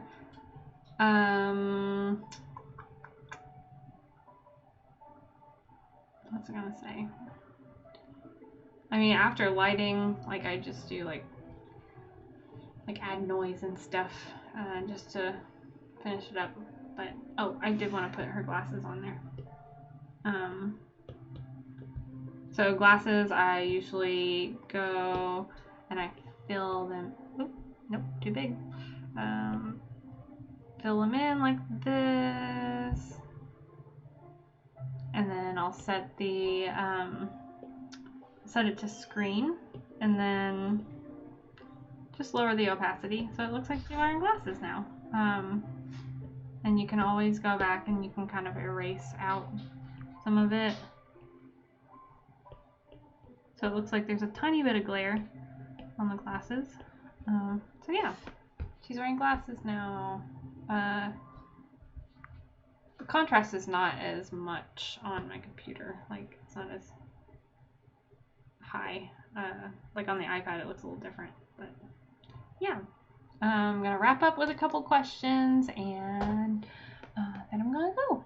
So do you have videos that describe in detail what a lot of the tools do? I don't have like a specific video for like Procreate tools yet, or Photoshop, but I do have like a guide on Patreon where it's like, if you want to do this in Photoshop, this is how you do it. Or no, if you don't use Photoshop, but you're following a Photoshop tutorial, but you use Procreate, then you can like translate it. So I have like, if you want to do this in Procreate, but it's like a guide for Photoshop, this is how you do it, kind of thing, because I do like real-time videos. So I like have my entire process, kind of like what I just did, but it's usually like 2 hours long, and you can just like watch me paint and like skip through it to see like how I did a specific thing. And if I'm using Photoshop but use Procreate, you can watch the tools that I'm using, and I have like the picture of the whole layout on the guide as well to like point out different things. But I know a lot of people use Procreate on my Patreon, so I thought that would be helpful. But yeah, I have that, but I don't have like a complete guide for like, or I don't have like a video yet. But yeah, ever thought about streaming games? Maybe play online with people in the chat? Well, I want to stream Animal Crossing because some people said they would want to watch me stream Animal Crossing, but I don't know how to get it to like hook up on my computer, because like I've read that you can't do it on Mac. I don't know. Like I want to just hook it up to the HDMI cord because I have like an adapter for that, but I don't know. And I don't want to spend like $170 on a capture card, so we'd have to figure out a workaround for that. Come on, dude, don't jump. Don't jump. You're too pretty. Please don't. Please don't hurt yourself. I don't want you to hurt yourself. Please come over here. No, no, no, no, no, no. We're about to get up, okay? Baby shoulder. He's a handsome boy. Yeah, so how do you begin to add flat colors? I kind of talked about that at the beginning, but I didn't really go into like choosing colors in this video. Maybe like another video. People on Patreon, they like the strawberry milkshake tier will suggest topics for the next draw with me, and then everybody on Patreon gets to vote for which one they want to see. But next month I'm actually making a video on how I make stickers. So that's next month's video, and maybe the following month we can do another draw with me kind of thing, but I don't know, we'll see.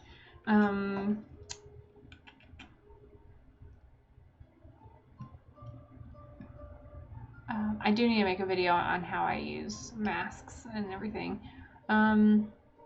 What's your favorite color palette? I just like warm colors. I really like this palette that I kind of came up with, like warm colors plus green. I like pink, like everything with pink and peach. So yeah, I use a lot of purple. I don't particularly love purple, but I like, if you look at my Instagram feed, there's sometimes where it's just like, oh, there's a lot of purple in here. It just kind of happens, and I don't know why. Yes, you can draw me if you want to, I guess.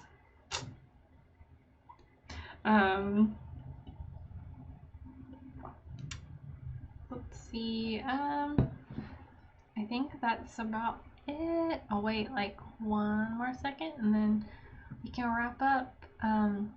I hope you guys enjoyed the stream. It's been a long stream. We've been on here for 3.5 hours. But yeah, it's been good. I changed this a lot from the beginning. We can take a look, or I guess you guys can see it. Like she's changed a lot. It looks good. I think it looks good. I'm happy. I'm happy with how it's turning out. Oh, Miss Crochet and Coffee on Patreon asks, how do you find inspiration on what to draw? I mostly just like pin things on Pinterest, and whenever I don't know what to draw, I just kind of like look on there. Sometimes it's like even just a color palette will inspire me, or like these flowers that I saw in a painting was just like, oh, that's what I want to do. So that's what I do. But yeah, thank you guys for watching. I hope you enjoyed it. And this will be posted on YouTube if you didn't catch the whole thing. But yeah, I will talk to you guys later. Bye. Thanks for watching. Marley, you want to say goodbye? You want to say goodbye? Okay, I'm going to jump. No, don't do it. Come here, boy. Oh, big boy. Big boy says goodbye. Big boy says put me down. I want to go eat some more. Bye, guys. Oh.